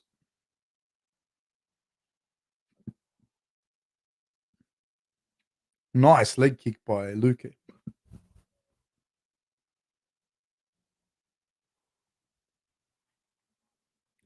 This is another thing. Like when you're watching a fight live, when you're right near, you like not even live, when you're like right at the ringside, it's completely different to how you see the fight like this. That's another thing I have to say to you. Like there's a nervous energy to one of the fighters or to both or to none of them or to whatever, but there's like a nervous energy you feel, you hear them, their footsteps are boom, boom, boom, boom on the canvas, on the platform. You see one guy getting a better timing of it. It is very, very different. It's very, very different. Chiesa has landed a couple of shots already on Luque, but not much has happened in these first 2 minutes with Luque trying to corral Chiesa and changing his stance from southpaw to orthodox. Oh, and he drops him with a little hook, but I think Chiesa more than getting dropped kind of slipped there. Nice leg kick by Luque. Chiesa deep on a double there. Great work. Goes straight to side control, and Luque fights back to get him into half guard. But Chiesa has a nice shoulder pressure here, and he's on the weak side. Like generally, most people pass the other way, so this is the weak side there. Ooh, takes the back, almost take the back. Luca's doing a good job of protecting the other hook, but Chiesa's in deep, man. Chiesa's in so deep on this choke. I think he's going to get this choke. He's in super deep. No, he's not. He's not going to get the choke. This is like that hip lock thing that he has is almost as good as having both hooks in. I'd rather have both hooks in, of course, but it's a really, really good one because he can jump off as well in MMA. He's got this in deep. This will be cranking the neck. Chiesa gets back on top and again goes back, takes the back again. Now he's in a position where he was in a position where he could have turned that into an armbar or a triangle had Vicente Luque changed. Vicente Luque has the most finishes by Das. He's got the most finishes by Das, and this Das is in pretty deep. I think if it's not the most finishes, it's right up there. It's in deep on Chiesa. Deep, deep. Chiesa's done. Chiesa's done. Chiesa's done. Vicente Luque is a fucking monster. A monster. He's got nasty dust, man. He's got a nasty one. That's what I was saying in the pre-fight thing that we did on Friday. That he does have like the dust choke is he's got now. He'd be the guy that's got the most finishes by dust. I'm pretty sure. I don't know who else. Tony Ferguson probably has a few. Charles Oliveira, Dustin Poirier, but that's a company that he's in. He is a beast. Wow. I like that back take from there too, Marshall Smarters. But wow, wow. Um, Jackson Forbes says, "How's the better grappler?" Jackson Forbes, what are you doing on here, mate? What are you doing? Interesting, man. That was a real fucking. He got caught deep in that dust, and that's his move, man. That's Vicente Luque's move. Wow. Rick James says this is why Luque should have been a bigger favorite. All right, mate. If you knew that, in fairness, man, he was getting soundly out grappled before that too. So that's the game, dude. That's the fight game. That's what happens. That's a fight game. Then he got caught in a dust, which is Vicente's fucking move. You know, really good, man. Really good. Um, oh, Jackson Forbes says, "Who is the better grappler?" Well, ironically, Luque now just finished him with a dust just then, but if they were to have a match, I'd probably go with Chiesa being the better grappler overall. But that doesn't mean anything, dude. As well, that you know, he got caught in a very good position by Luque, and Luque won. You know, um, First Australian says, guys like me not getting caught with that. Yes, I'm just built different. Yes, sir, you are. You are. That was good, man. That was such a good exchange. That was such a good exchange, man. And he went straight away for it. Marshall Smarter says, if you watch that dance and Luque traps Kiesa's foot as he falls back, same way Keenan got choked in ADCC.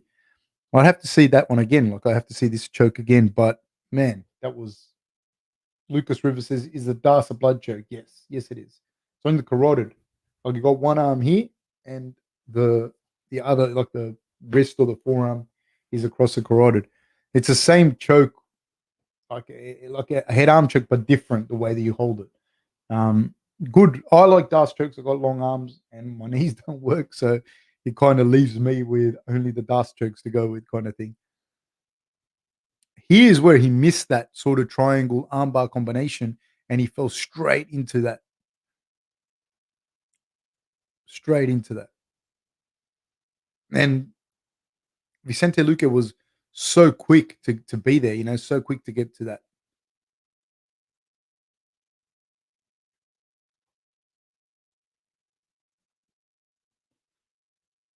That is in deep, man.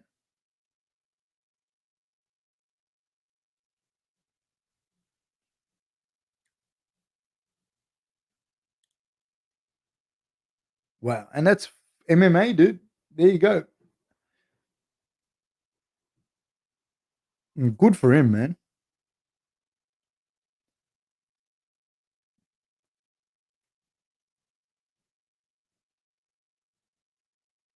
Chris K says, props to Luke for his excellent English too. Man, that was really impressive. Second most finishes in UFC welterweight history with 13. Matt Brown is the record holder with 14. But Luque, I think will probably end up getting that record. Chris K says, props to Luque. Okay, Marshall Smarter says, well, got the grappling exchange, singular. It was one exchange and it was done. So this fight's going to be a fucking cracker, Jackson Forbes, if you're watching. This fight's going to be an absolute cracker. The one that's coming up now is Jose Aldo versus Pedro Munhoz. That's going to be a real good fight. Oh, the rips Aldo does to the body are fantastic. He does a Dutch combination. He throws that right hand left rip to the body, and then he throws the leg kick. after it. And he doesn't throw the leg kick as much anymore, but man, he throws hard, man. Man, he hits he hits people like they stole something. I would have liked to have seen him. I would have liked to have seen him drop to bantamweight way earlier in his career. Um, Chuck Les says, "Is Usman next for Luque?" That was a good call out. I I don't know, dude. I don't know. Like I'd like to see Usman fight someone different, and Luque is right up there with the people that he can fight.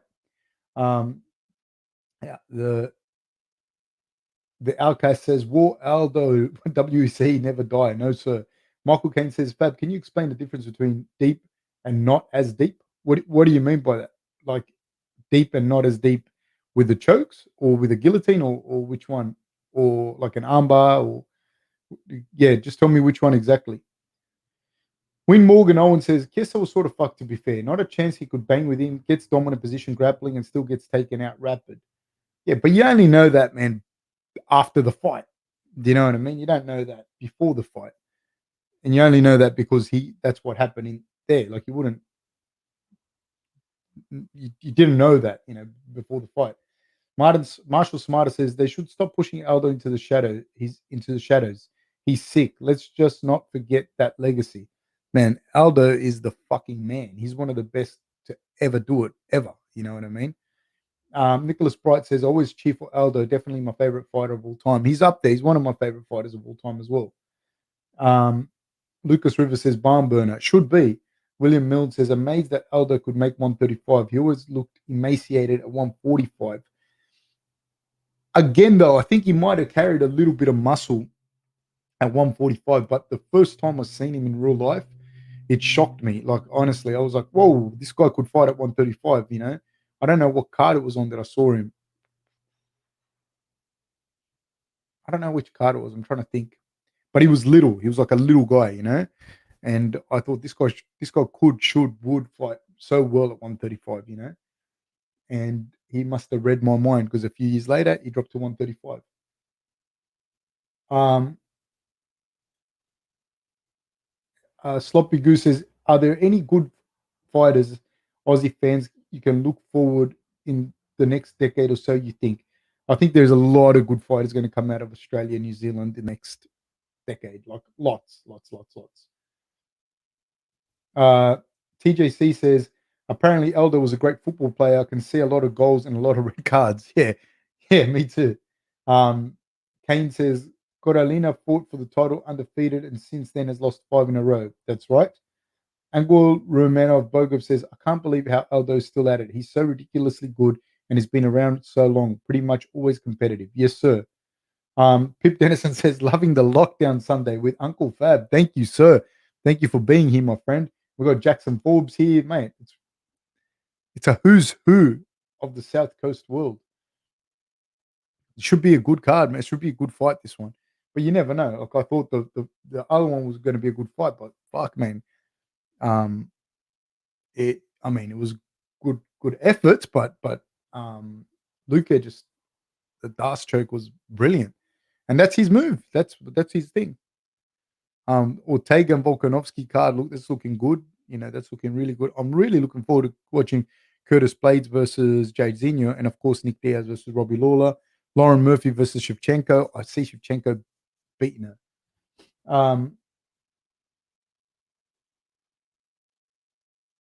Okay. Do you know much about new UFC signing and city kickboxing prospect Blood Diamond?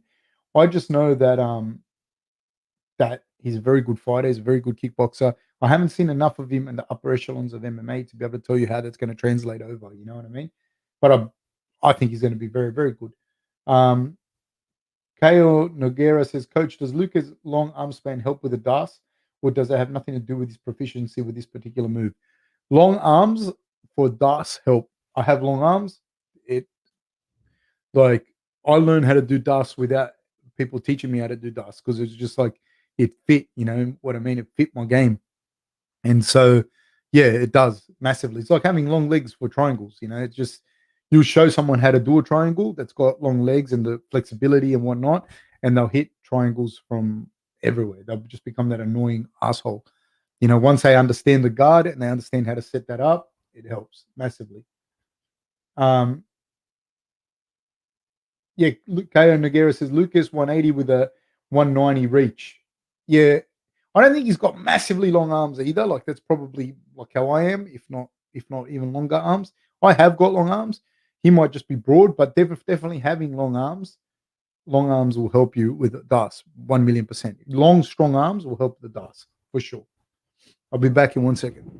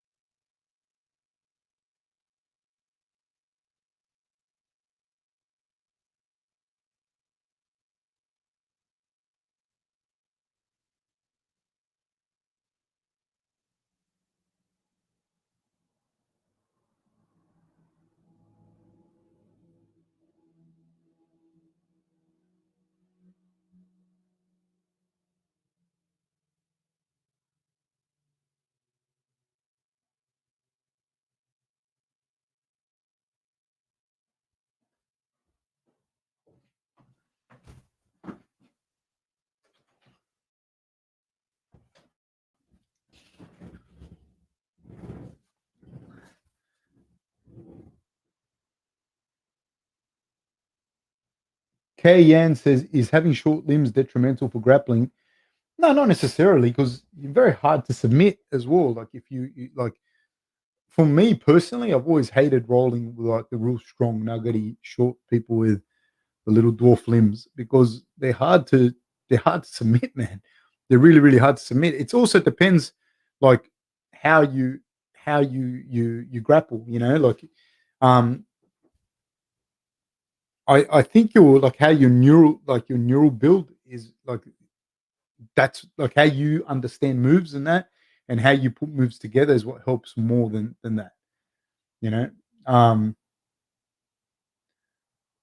CCN Media says, how's Ensign? We're doing, love the interview with him. He seems to be doing good. I'll follow him on Instagram. He seems to be doing good. I think he's got his own podcast. Yeah. Um, Jed Kerr says, shit, man. I had Luque and cashed out the bet. The life of a gambler. Sorry to hear that, man. Prelude Thomas says, Aldo versus McGregor at 2022. Laugh out loud. I'd like to see them fight, but at bantamweight. Um, TJ says, I'm 6'4". Dust aren't easy to get, but when they're synced in, they're easier to hold. For me, um, I've just Dust is probably like the submission I get more than anything. You know what I mean? But um, I don't know. It's just kind of my submission that I get. Like it's not nothing. Marshall Smarter says nuggets are hard to leg lock. I Marcelo Garcia. Yeah, man. Like yeah, I don't like rolling with like nuggety physically like thick little dudes. They're difficult, man. There was a guy that used to teach at one of the gyms that we used to own. A shout out to this guy if anyone knows him, Hugo Nunez. He actually beat Marcelo. Um, Fucking let me think of the name.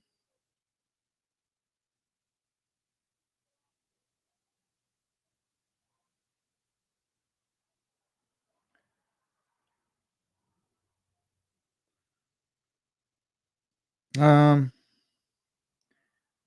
I'm just trying to find out who. Now, it wasn't Marcelo thing. It was Leandro Lowe he beat as a purple belt. He's a Brazilian dude. Hugo Nunez, if you get a chance to grapple with him, he's fucking like, dude, he was probably, I don't know, probably this tall on me. So it might have been 5'5" if he's fucking lucky, 90 kilos, and a fucking beast of a man, dude. And that guy put leg lock on you. And he was built like Gastelum, but like a smaller kind of Gastelum, you know? Awful build, awful fucking build to deal with, you know, in every shape way. He's like a heavyweight. His torso is like a heavyweight, and he's got like short arms and legs. And yeah, he was horrible, horrible to deal with. AG says, got any dating advice? Just be yourself, mate. Be yourself, because that's what's really cool. Nicholas Bright says, Nick Newell is impossible to armbar. Okay, buddy. Marshall Smarter says, Aldo beats McGregor. McGregor loses trilogy. Jed Kerr says, TJC, who else fights on that card, bros? Marshall Smarter says, Lowe is sick. He is a phenom, mate. Jackson Forbes says, go the midgets. Jackson Forbes, I know him personally. Jackson Forbes is a midget himself. But hey, man, go hard, man. It's important. We need the representation. It's very, very good. Aldo's walking out now.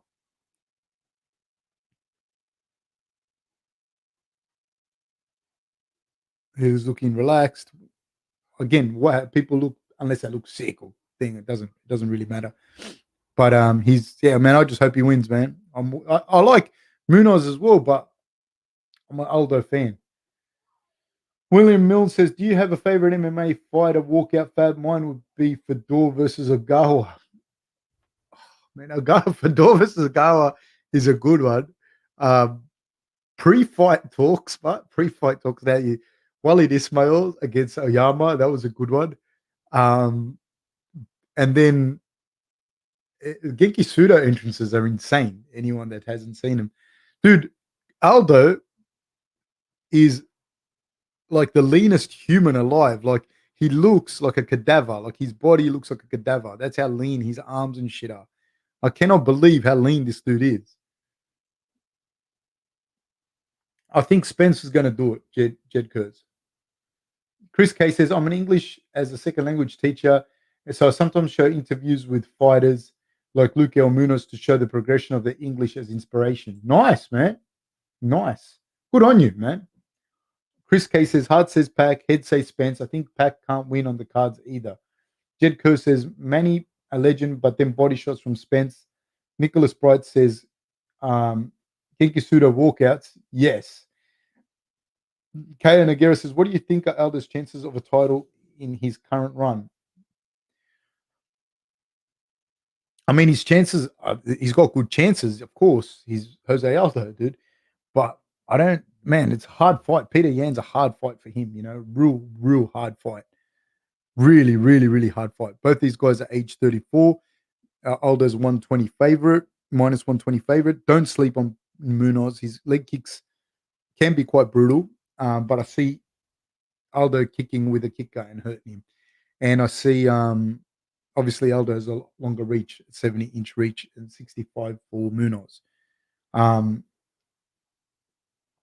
They're just hard fights, man. I think Sterling's a hard fight for him as well. Although Sterling's closer to being what Aldo likes to fight, you know, as a short kind of grappler, but Sterling's not short, you know. So I don't know. I don't know. It's a tough one for Aldo there with Peter Yan. But Aldo hits hard, dude, and so he's always got that really good chance, and he's smart. Tai Tuivasa says, walk out to My Heart Will Go On by Celine Dion with the whole crowd singing is a legend, in my opinion. Marshall Smarter says, Aldo looks like a good pirate ship captain, casting anyone. He does, doesn't he? He does. So I'm skipping a few. Marshall Smarter says, so Aldo could play Jack Sparrow instead of Johnny Depp, is what you're saying. Hashtag free Johnny Depp. I think that Aldo would make a fantastic pirate ship captain. Never Trust an Elf says Fab versus Aldo when Aldo would beat me to Bolivian.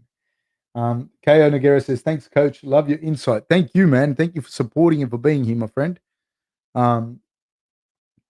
The Outcast says, Till's walkout in Echo Arena was classic. Neil Diamond, baby. That was a classic walkout.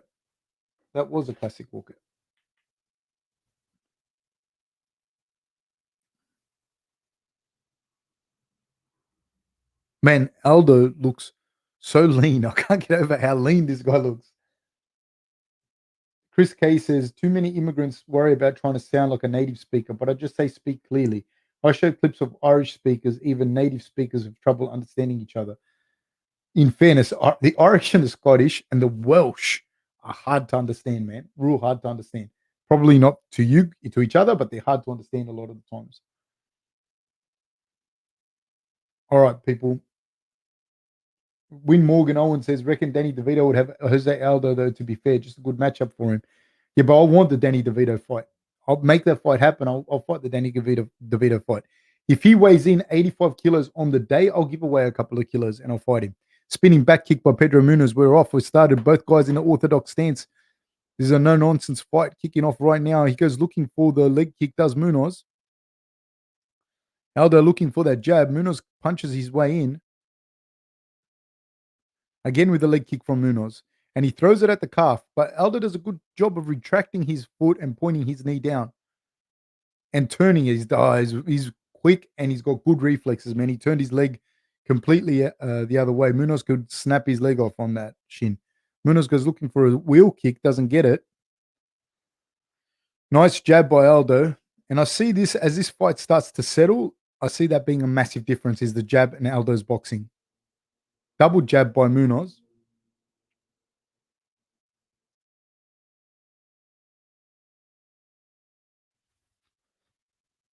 Nice. Both of them exchanging jabs. Love watching Aldo fight, man. Rips to the body, does Aldo. That calf kick was partially checked then by Aldo. Front kick to the body by Munhoz.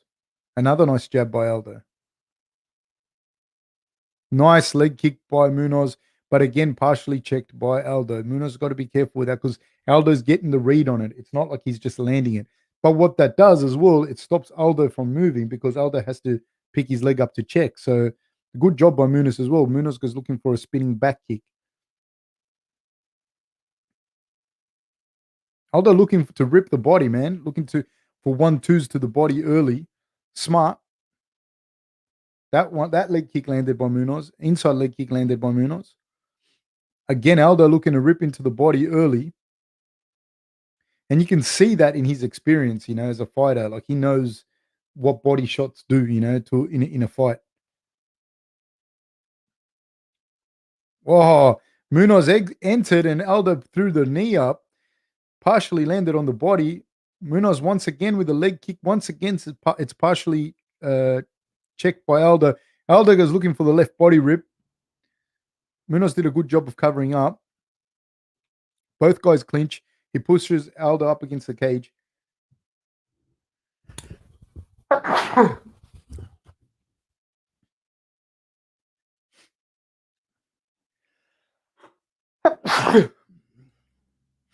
Munhoz holding the center of the octagon a little more. 2 minutes to go in this first round. A lot of action. No big shots actually connecting proper, but a lot of action occurring.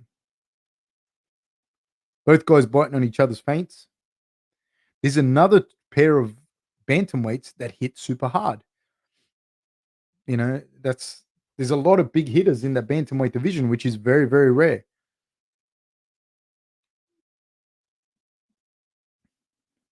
Munhoz got a good guillotine as well.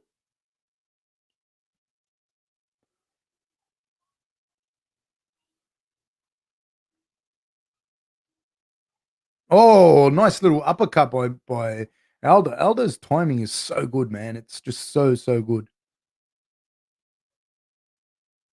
Right hand by Aldo. Right hand partially catches Munhoz. Munhoz goes up high with the right high kick.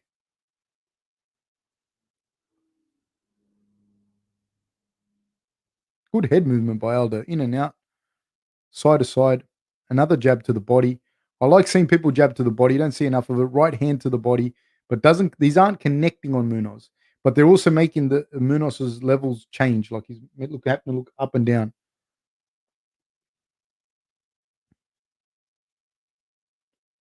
Nice rips by Aldo.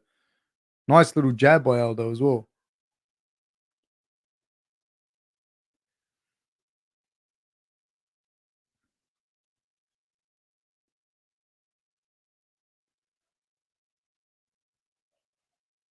Aldo does very, very well with his angle changes. He does a lot like the way he does that. He moves in a small circle very, very well. He's able to pivot on a dime, He does very, very well. Nice little left hand lands by Aldo, but Munhoz with the right hand of his own.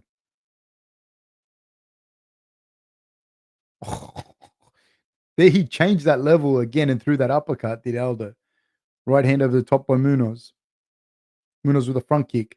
Pushes Aldo back against the cage. Spins with a wheel kick. Misses. There's 4 seconds to go in this first round.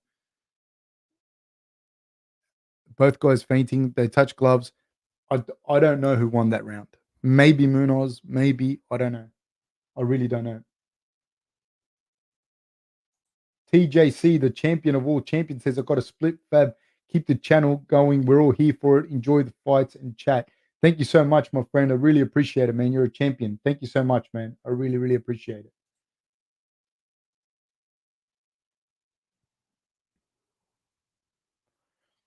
KO says, this is such a high level fight. Oh my God. Yeah.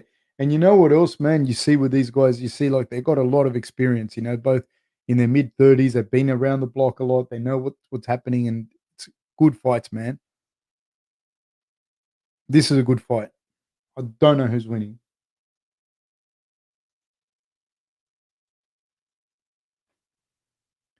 I'm not judging the fight. I'm just watching it. C guy says, "Hello guys, what fight is on? Aldo's fight is on. Aldo and Munhoz.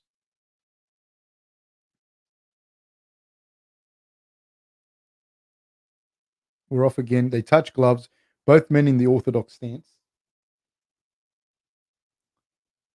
Nice little jab by Aldo. Munhoz kind of switch hits and finds his way to come inside a little bit better. Throws an inside leg kick. Aldo with a nice little stiff jab. Doesn't connect though. Aldo checks that kick. Throws a check hook, does Aldo, doesn't get it. It's a very like Cuban kind of boxing style that he has. And I think he did have a Cuban trainer there for a while. With the way he throws some of those check hooks over the top. They use the check hook really, really well, the Cubans.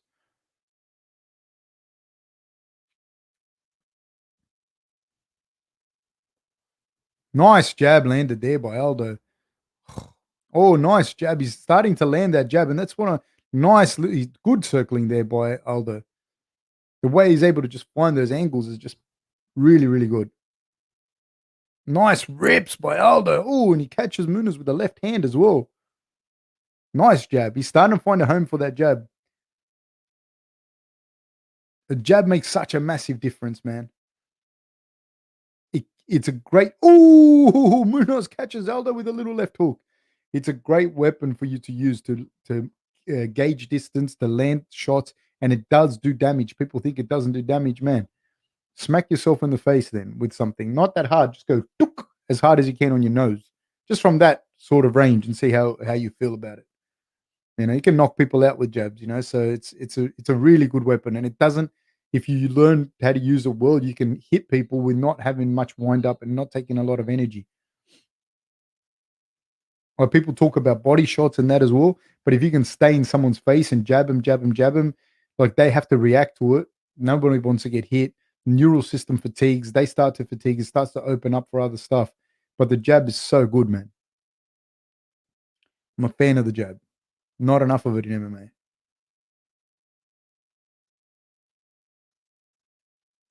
Nice short little right hand by Aldo. And you have to wonder how much some of those body rips have taken it out of Munhoz. That's why when you see stuff, right, and it says like significant strikes, not all significant strikes are created equal, Not all strikes are the same. There's some body rips that you did in the first round that deep in the third start to really affect you.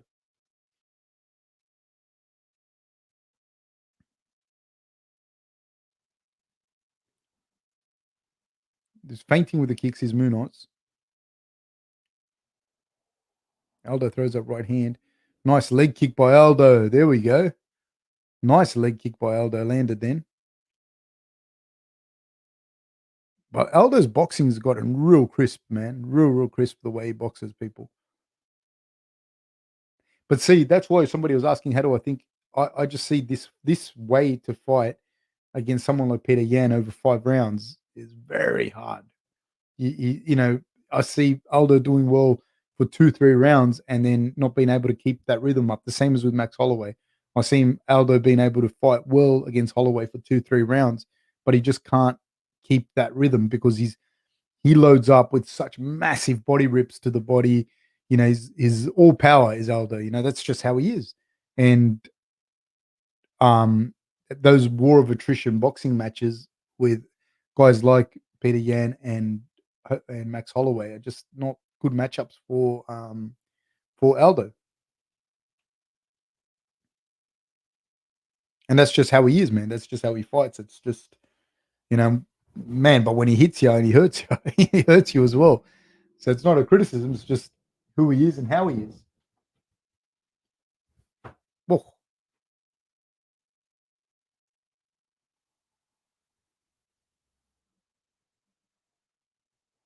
nice little leg kick there by Munhoz.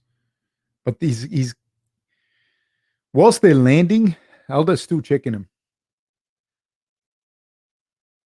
And Munhoz isn't able to capitalize and throw like the good high kicks that are hurting Aldo either by feinting those low kicks.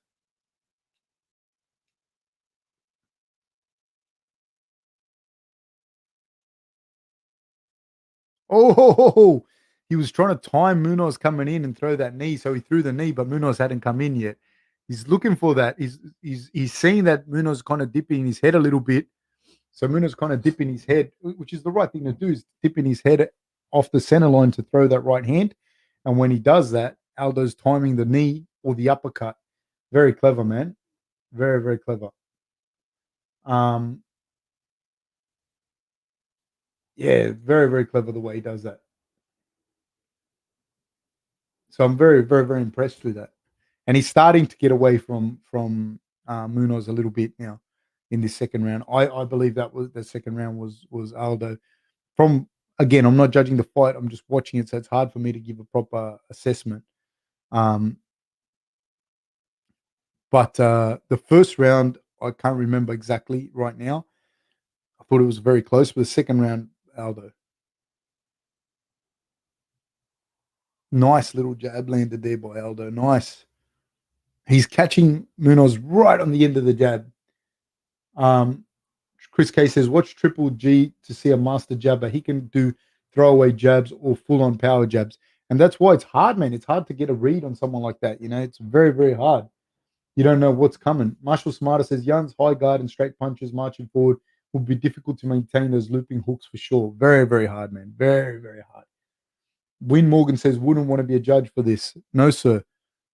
Chris K says, Canelo's like Aldo, no throwaway shots, everything with speed and power. Yeah, man. And it's hard to fight like that. It's high risk, high reward, to fight like that. But then you also have to look at their builds, how they're built. They're both nuggety, fast twitch guys. You've got to be careful with the redheads, man. My whole family, my mum's side are redheads. It's a warning sign in nature, I'm telling you.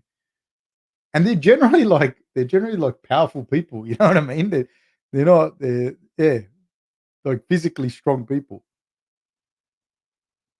I never liked grappling redheaded people. Honestly, I always found them to be physically powerful, and I didn't like it. I think it's a fear, it's a Freudian fear or something that I have because of my mum being a redhead and bashing the shit out of me with the thongs. Well, in Australia, they're flip flops. And in Australia, they're called thongs, but Americans are called flip flops. Before people make horrendous, distasteful jokes about my mother. It was an Adidas thong or flip flop and just fucking used to crack me with it when I was a kid. Chris K is nugget, Australian slang or fabism? I don't know. I don't know, dude. I don't know if it's a fucking I think I've heard people from not Australia say it before.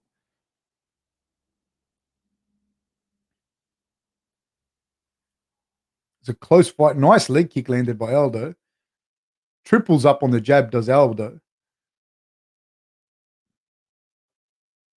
I think Aldo won the second round. Maybe it's one apiece. I'm not sure.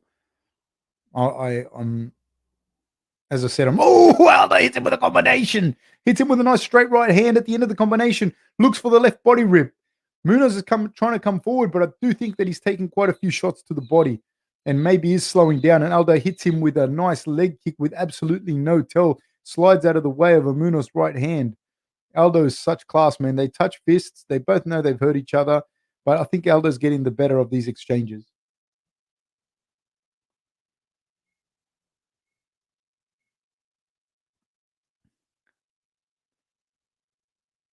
They're called slippers in Hawaii. There you go. I wouldn't have thought they were called slippers. Nice, nice, nice. Aldo drops him with a leg kick and then hits him with a lovely uppercut hook combination and has Munhoz in all sorts of trouble. But Munhoz, man, granite chin, comes back, keeps going.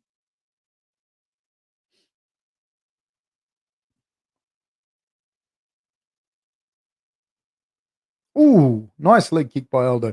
Nice little combination there by Munhoz. Hits him with a little left hook.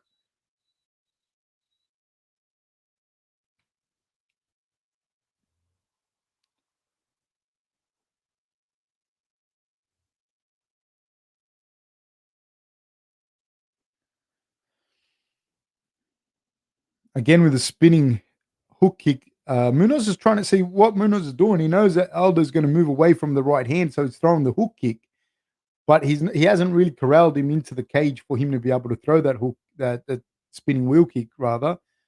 Um, so he's always like a foot away from hitting Aldo. Aldo hits him with a nice little combination, partially blocked by Munhoz, and then Aldo hits him with a nice leg kick.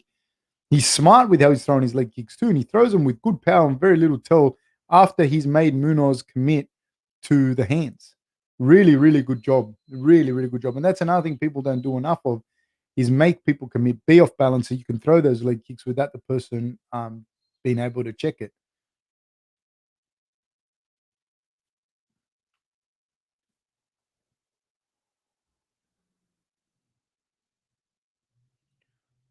Very good job. 45 seconds to go.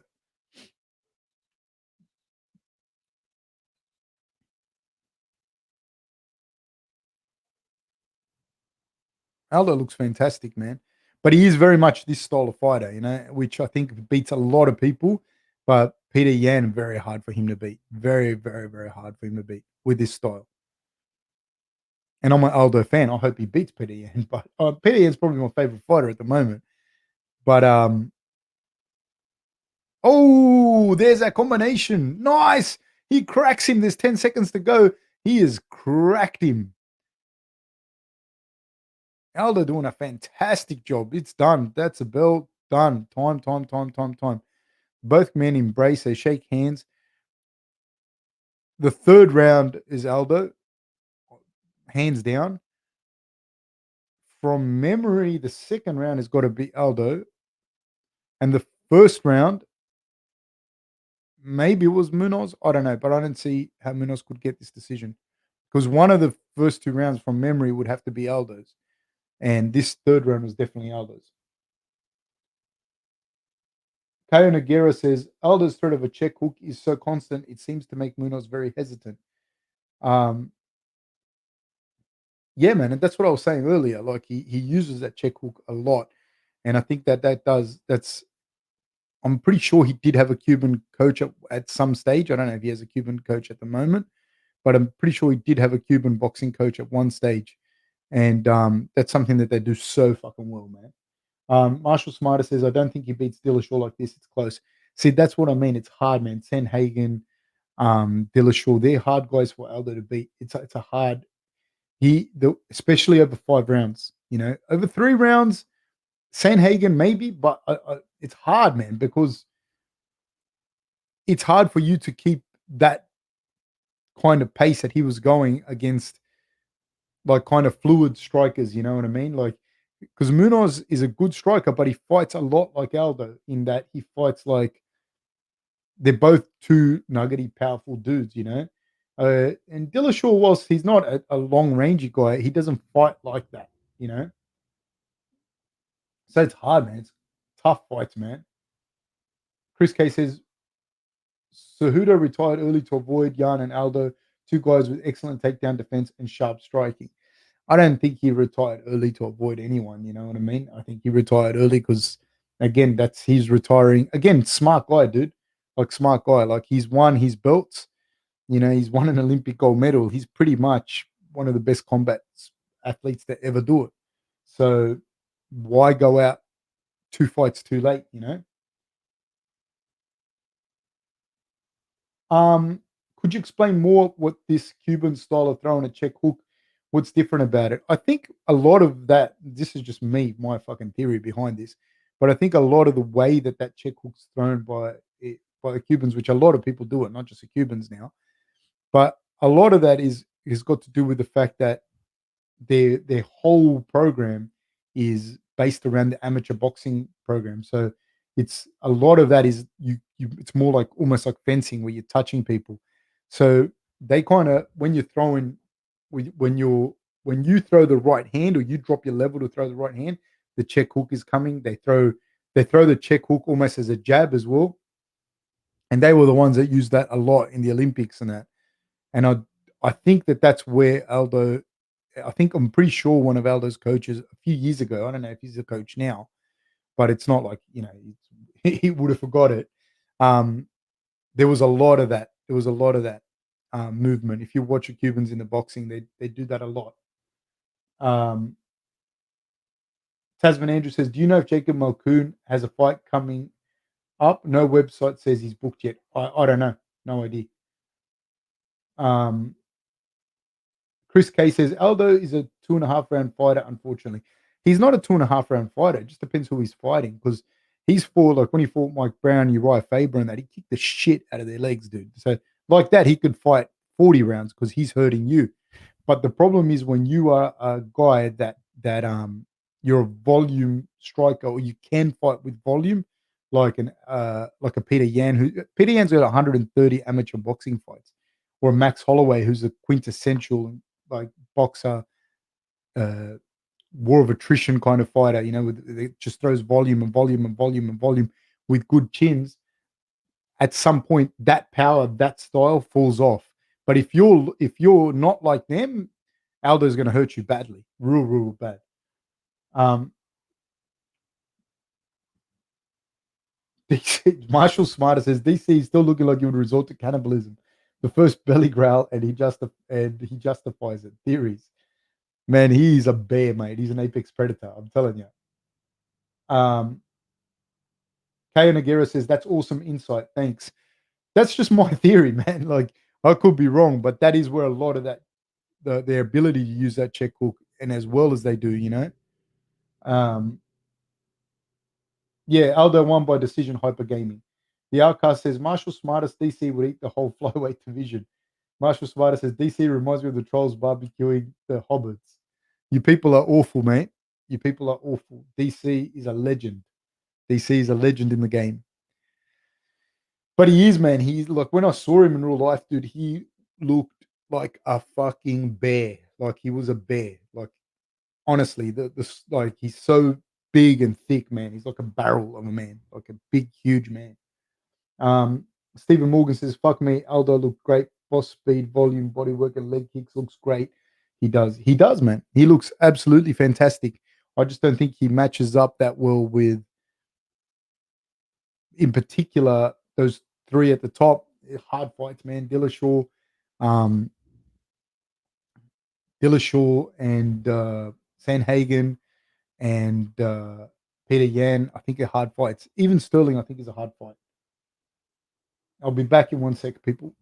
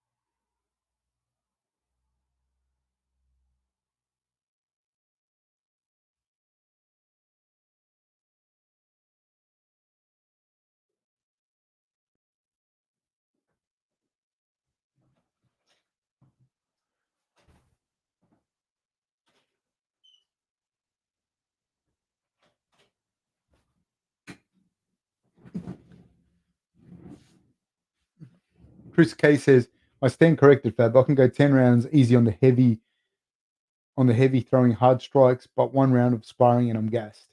They're different things, man. They're fucking different things because you have someone hitting you back.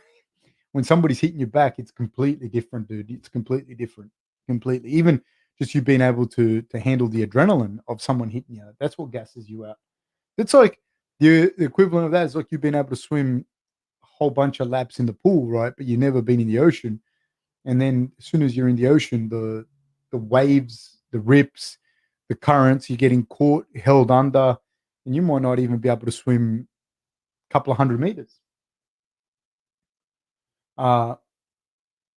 Stephen Morgan says, so Fab, how do you think the main event will go? I reckon Gane by decision, or I've got a feeling Gane might get a first round DAS.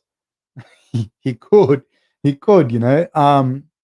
Look, Gane by decision for sure. Ciryl has really good movement and whatnot, but you got to also remember that Derrick Lewis can hit you from any fucking spot.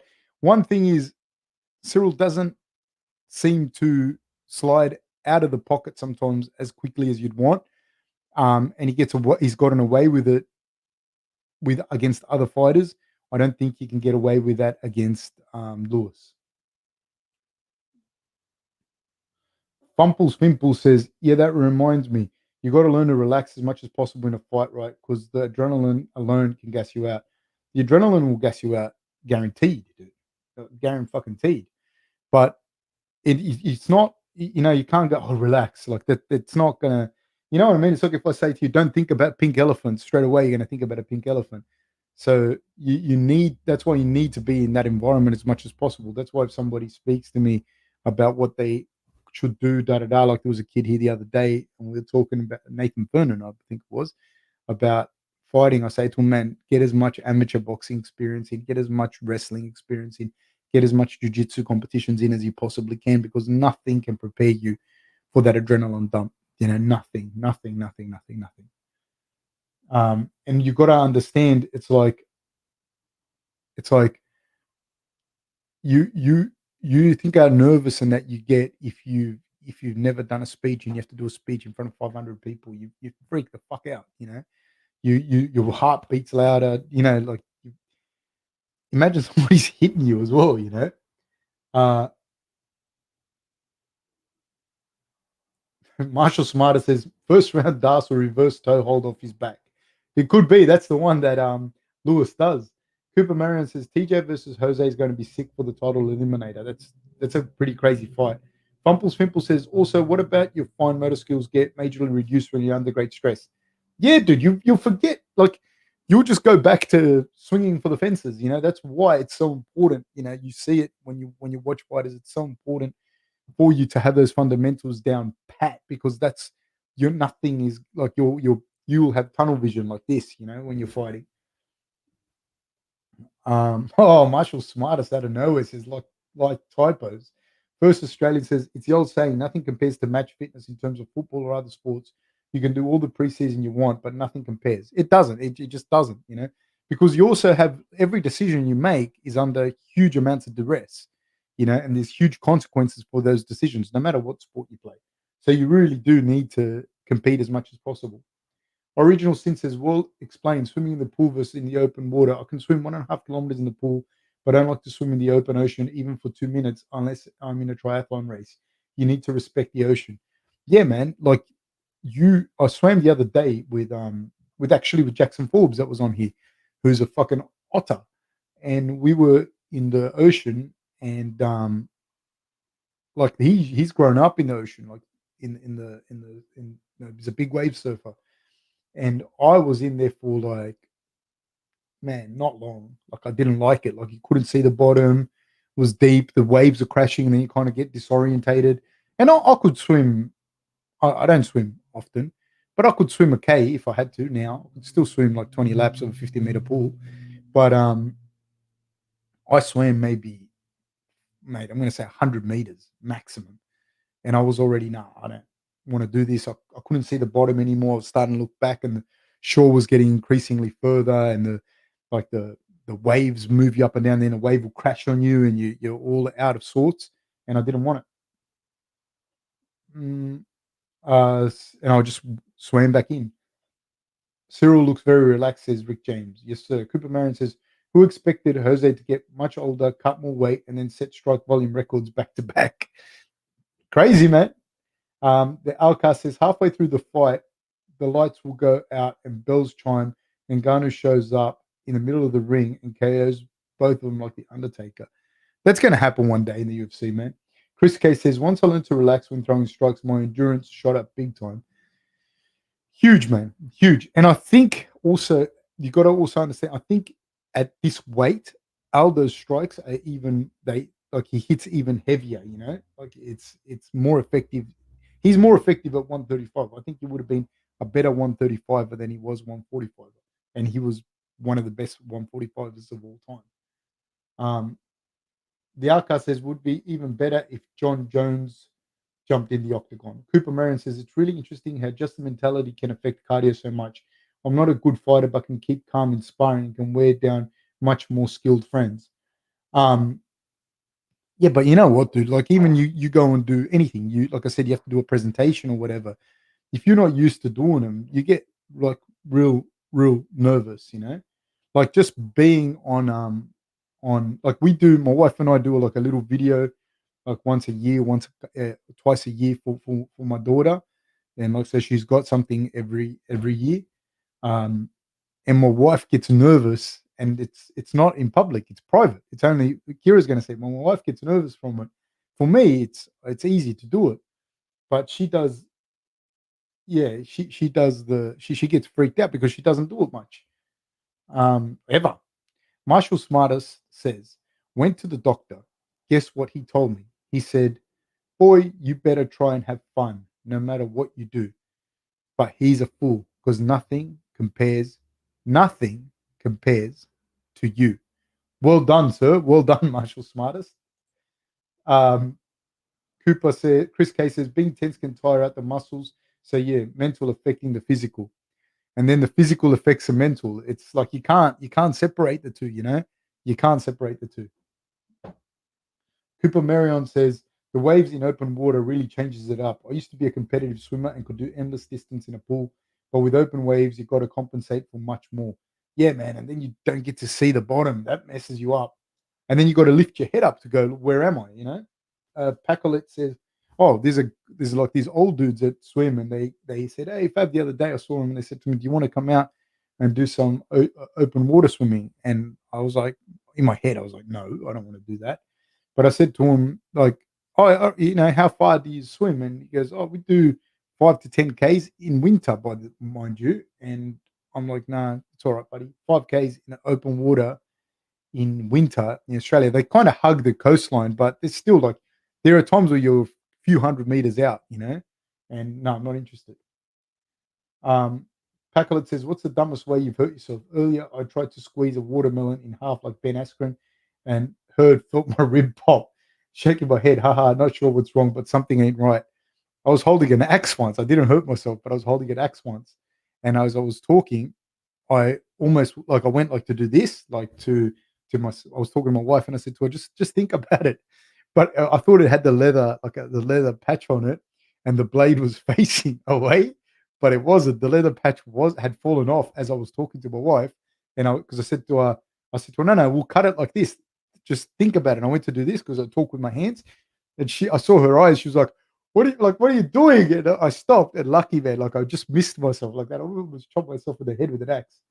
Um, Cooper Marion says, again, hilarious to think of his resume when he's already one of the best 145ers of all time and probably could have gone down and been double champ. They weren't doing the double champ thing then. You know what I mean? Um, Marshall Smarter says, call me crazy, but I don't see Gane as that big of a favorite. I think this is the thing. I think he is a favorite because I think he's got more ways to win. But I think that Derrick Lewis has already proven time and again that he can win at any time. So, and the way that he can win is pretty fucking devastating. So I agree with you to an extent, Marshall Smartest.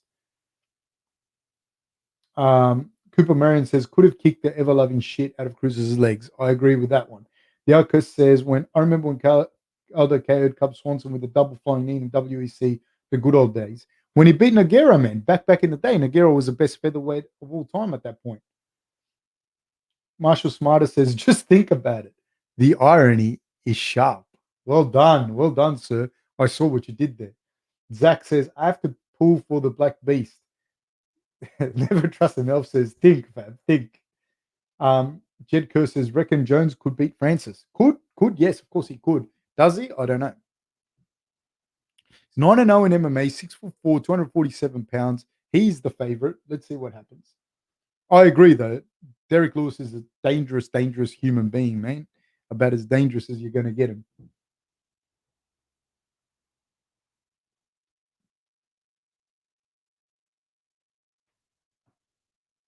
Look at this fellow. I've seen this guy in real life too, and he's fucking huge too. 6'3", 264 pounds. He's a plus 270 underdog. The thing is, man, if Ciryl can avoid getting clipped, he's going to win, I think. I don't see Lewis winning that decision like that. But you got to avoid getting clipped. So yeah, I don't know. Let's see what happens in this fight. He's a big guy, man. Huge fists.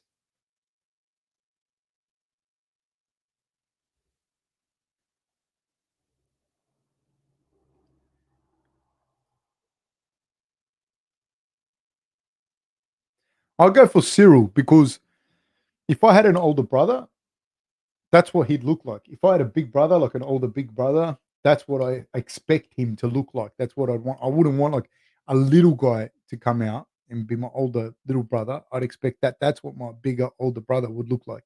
So I'm going to go for Ciryl Gane.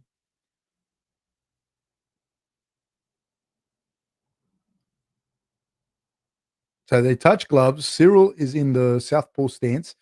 Derrick Lewis bouncing, and he's in the orthodox stance. Look for Ciryl to start working the legs, I believe.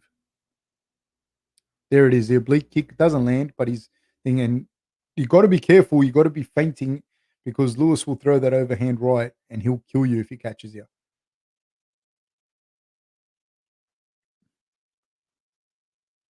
Oh, Derrick Lewis throws a right high kick and falls over, and Gane throws a kind of little check hook, moves him back, throws the oblique kick again to Lewis, and he's got Lewis on the periphery of the octagon. You've got to be so careful with Lewis though, because he does pack so much power in that punch.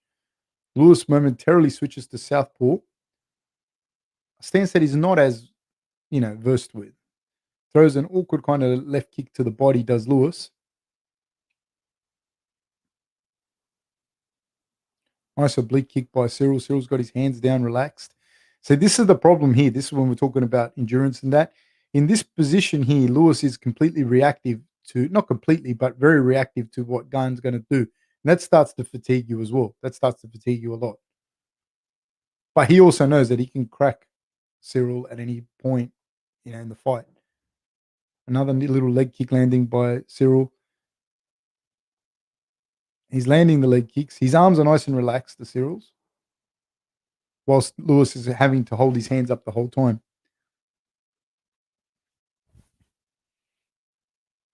I don't know, though, if you can't get Lewis's attention and respect with some hard shots, I don't know that if at some point Lewis is just going to bite down and move forward on you and try and catch you.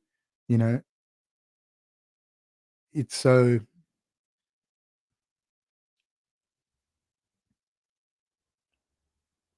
Lewis is trying to get a read.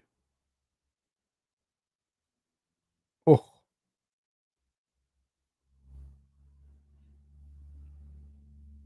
nice little jab, almost like a fencer from Ciryl.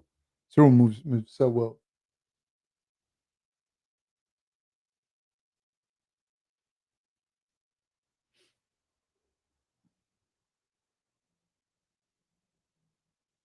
Nice leg kick. Cooper Marin says he's like your Giga Pokemon evolution. I don't know what that means, but yeah, I don't know what that means. He's landing the leg kicks is Ciryl, and he's continuing to land the leg kicks. Lewis has chased him then, like You know when you do something like to an older kid and they chase you like they're gonna fucking crack you and there's nothing you can do? That's kinda how he chased him then.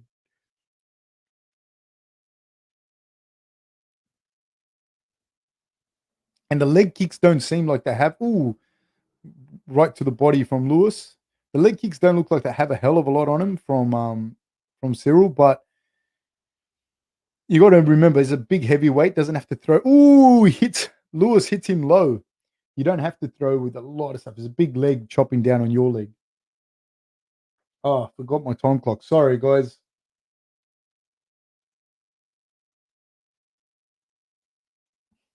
Cooper Marion says a filler gun is just going to freeze everyone like he has Rosenstruck. I wouldn't be surprised if Francis is stuck reacting like this. Maybe, you know, maybe. But Francis knows the difference with Francis. He's much more agile than Lewis is. You know, so Francis he can charge in, which he does a lot, throwing bombs, and he can be off balance and hit you and knock you out. You know, another oblique kick by Gane.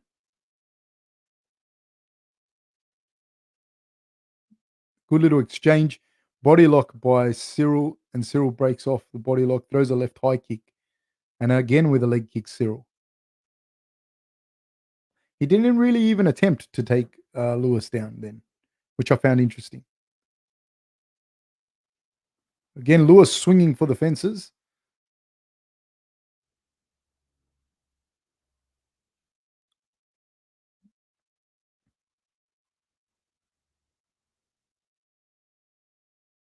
Nice little front kick attempt by Lewis. Lewis switches to southpaw.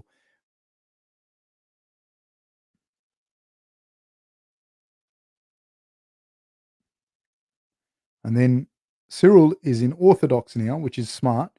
And then he threw the kick to the body. Right hand attempt by Lewis. Oh, clubs Lewis in the back of the head, does Ciryl. Nice big leg kick landed by Ciryl. He now in the orthodox stance. They exchange eye pokes, I believe.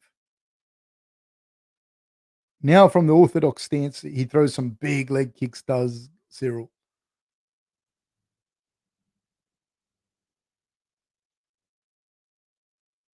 He's really chewing up that lead leg though. Time. That's the bell. He's really chewing up that lead leg.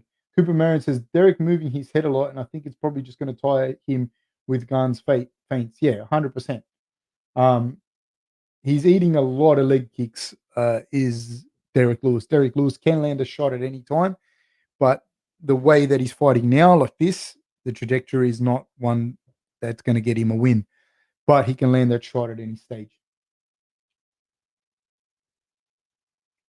So yeah, it'll be interesting, man. It'll be interesting to see what happens here. Look for, I believe, Ciryl to switch around and go to orthodox a little more in between, um, where he's going to land some of those big outside kicks.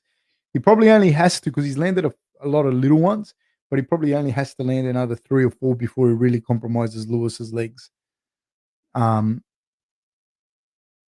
and he's smart, man. He's not going to the world too many times. He's just taking his time.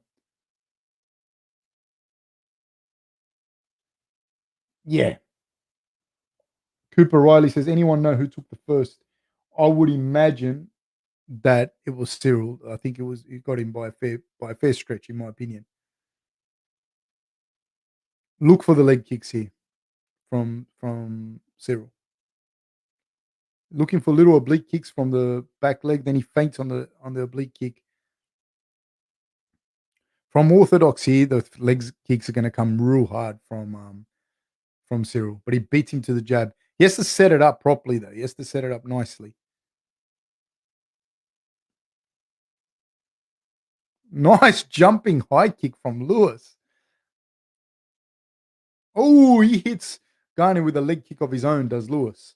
He has to kick in that range with a kicker, otherwise capitulating too much of that space.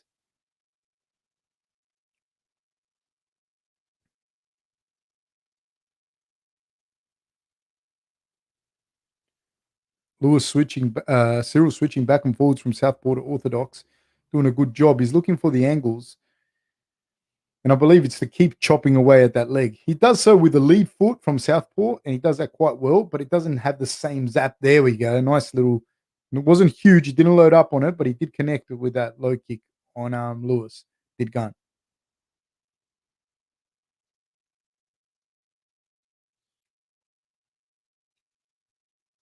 Right hand over the top by Gane and Lewis. I think I poked him a little bit.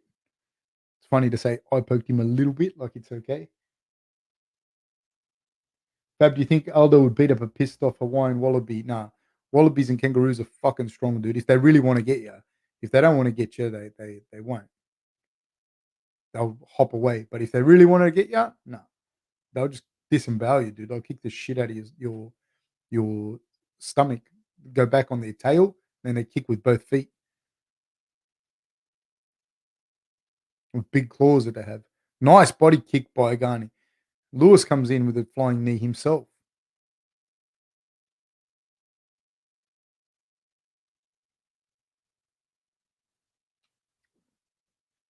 2:47 to go.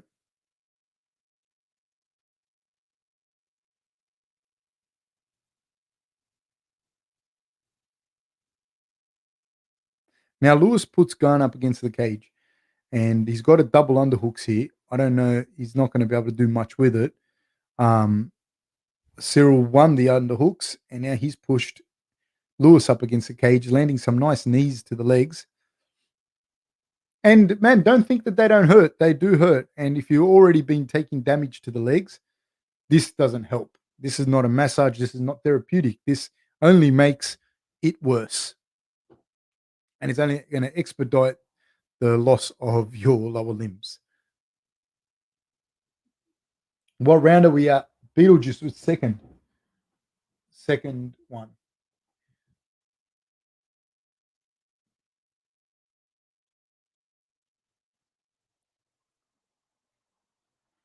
I think Cyryl's going to continue to just chop away at that leg, tap away at it, chop away at it. Big right hand swing and a miss by Lewis. Now, yeah, there comes a big heavy kick. And he's very good at hiding it, not going to the wall one too many times. And it's very tempting to do that because Lewis's legs do seem open for you to kick him. But the consequence of you messing that up is huge, you know? Blitzes in, pushes him up against the cage. You got to be careful here on the break, or if they break, or if Lewis is able to move him away, and Lewis is able to land a big shot on Ciryl. Is a big problem here. Number 2 and 3 heavyweights of the best heavyweights in the world. And good work in this clinch from Gane. Gane with an elbow over the top. Ooh, and then Lewis with the right hand. Gane fires straight back with the right hand of his own, and he's in the southpaw stance.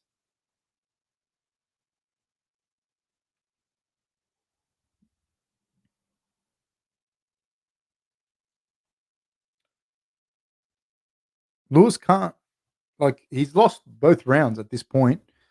So after the third round, he's not going to win a decision if it keeps going like this. And then it gets harder to do the knockout later in the fight. But Lewis has still got the power to do so. Nice jumping kick. And he wants to load that right hand up so bad. But Ciryl gets out of the way, looks for a chopping leg, a chopping kick and misses. And that's the second round. Daniel Reed says Lewis will draw him in by pretending to be in more danger than he really is. And you know how that story ends. Maybe, but he's not winning at the moment. Joseph says, Coach, how much road work do you think Lewis does? I don't think he does much, man. I think he's got really bad knees and he's a big, heavy guy. Cooper Marion says Ciryl seems to have just enough power to stop people from coming forward, but not enough to really hurt people at the top. I don't think he loads up. I don't think he really like fights like that. But when he throws, I just saw him throw a couple of big shots at Lewis. They missed, and if he hits you, it's enough. You know what I mean? Especially at heavyweight.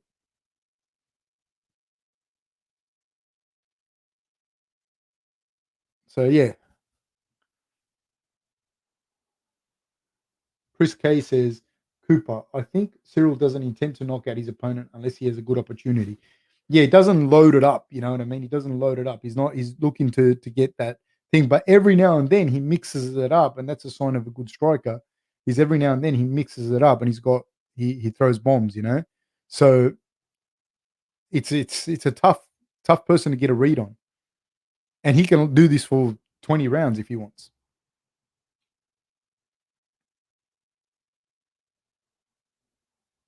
You know, he switches to orthodox, does Ciryl, and when he switches to orthodox is when that he tries to set up that big kick to the leg. There it is. There's that big kick to the leg. And he's trying to angle outside of it again so he can get another landing on it. Then he threw the right hand over the top. Dude, when he throws that right kick like that to Lewis's legs, it looks super painful. Switches back to orthodox, does Ciryl. Nice little jab from Gane. Gane has so many ways to enter, you know, that's really impressive, man. Another big leg kick landed by Ciryl. Lewis is kind of hobbling on that leg. Two more kicks. Lewis is tough as they come, but another kick like this lands, and I think that leg is more or less mush. Lewis is super tough though, you know, but he's finding it difficult to move. And Ciryl has done a great job of hitting him and then making him move now.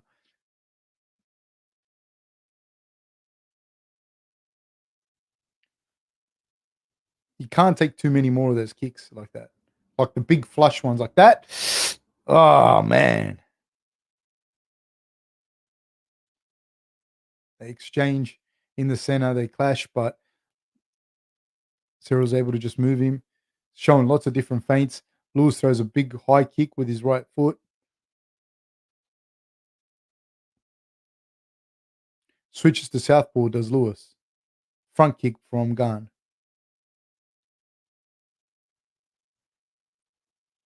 Lewis throws the nicest, most polite left body kick I've ever seen in my life. Switches stance, does Gane, then looks for an elbow. Lewis has a body lock on him, but they pummeling and Gane gets the correct positions on there. Lewis on top is pretty crazy because he's so big and heavy and strong. He can land some very, very dangerous ground and pound.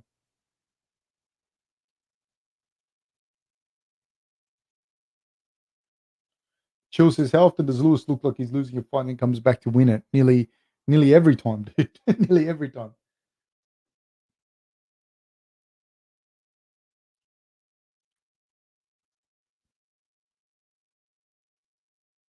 The outcast says, I thought Lewis would catch him at some point, but I don't think so. Elite strikers and grapplers gonna give him problems, but he's been down on the cards and come back before. Yeah, because he's got that one shot KO, you know? Nice jab by Gane. Now Gane hits him with another left hook and an uppercut, and he's landing some big shots on Lewis. Lewis has turned his back.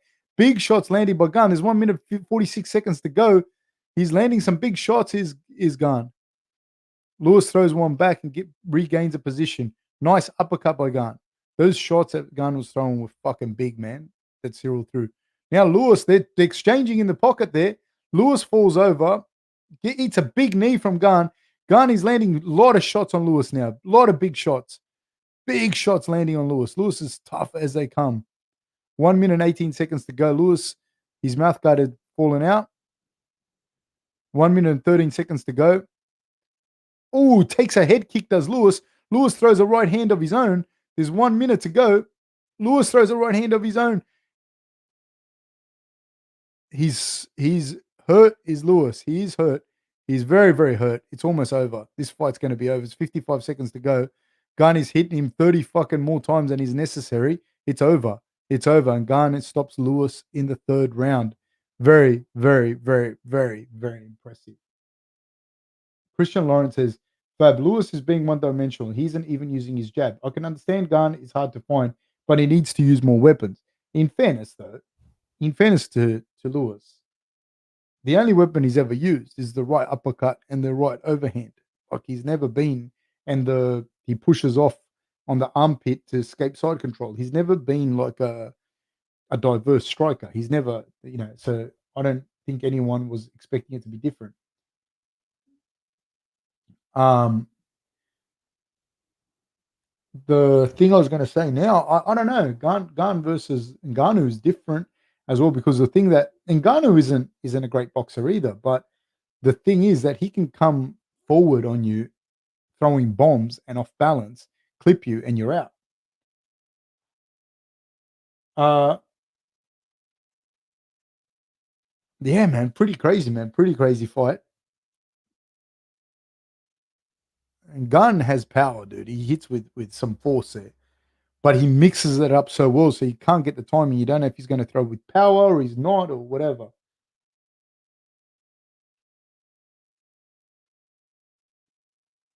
Cooper Marion says, I agree. I don't see this fight going much different with Francis. More rushes to diffuse, but it seems he's way too far ahead. Um, then Chill says, I don't think he stands a chance against Ngannou. Chris K says, Ngannou also gassed out. Look, I think that's the problem there. You know, that's the riddle for to deal with Francis is to deal with the power of him coming forward. You know, and he can throw shots where he's completely off balance and still knock you out. So that's what's hard about that particular fight.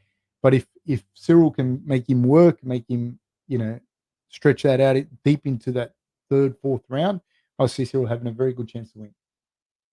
Marshall Smarter says, dude, if you've never been knocked out, you don't know how soft your brain is. The head may look hard, the brain is soft. Laugh out loud. What happened? Because I don't see who said what. Um, Christian Laurent says, I see Ngannou being able to catch Gane. They used to spar all the time for years, vice versa. Yeah, I don't know, man. I do not know. I do not know. That's going to be an interesting fight. Cooper Marion says Gane just doesn't seem to have that finishing power that most heavyweights do.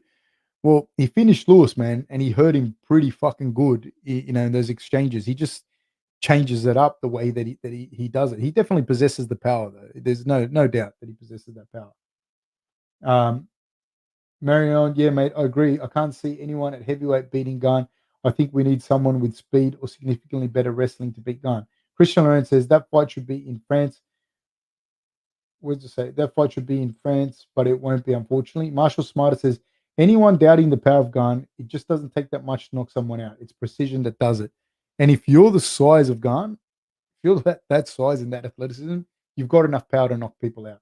You might not punch like Wilder, you might not punch like Ngannou, but it's definitely he would have 3, 4, 5, 10 times the power that is necessary to knock someone into next week. Nicholas Bright says, thanks for the commentary, Fab. Catch you at the next event. Thank you, sir. I really appreciate it. Guys, I appreciate the support so much, man. People that can donate, great. People that can't donate, cool. Doesn't matter. As long as everyone's watching and having a good time, man. I really, really, really appreciate it. I really enjoy watching it. We're going to do a breakdown hopefully on Tuesday. Yeah, man. Thank you so much for everything, man. So, yeah. So thank you so much, man. Thank you so much for being here and for doing the show with me. And I appreciate it because without you guys, there is no show. So thank you so much, my friends. And I will catch you guys on Tuesday afternoon. Thank you very much. Take care.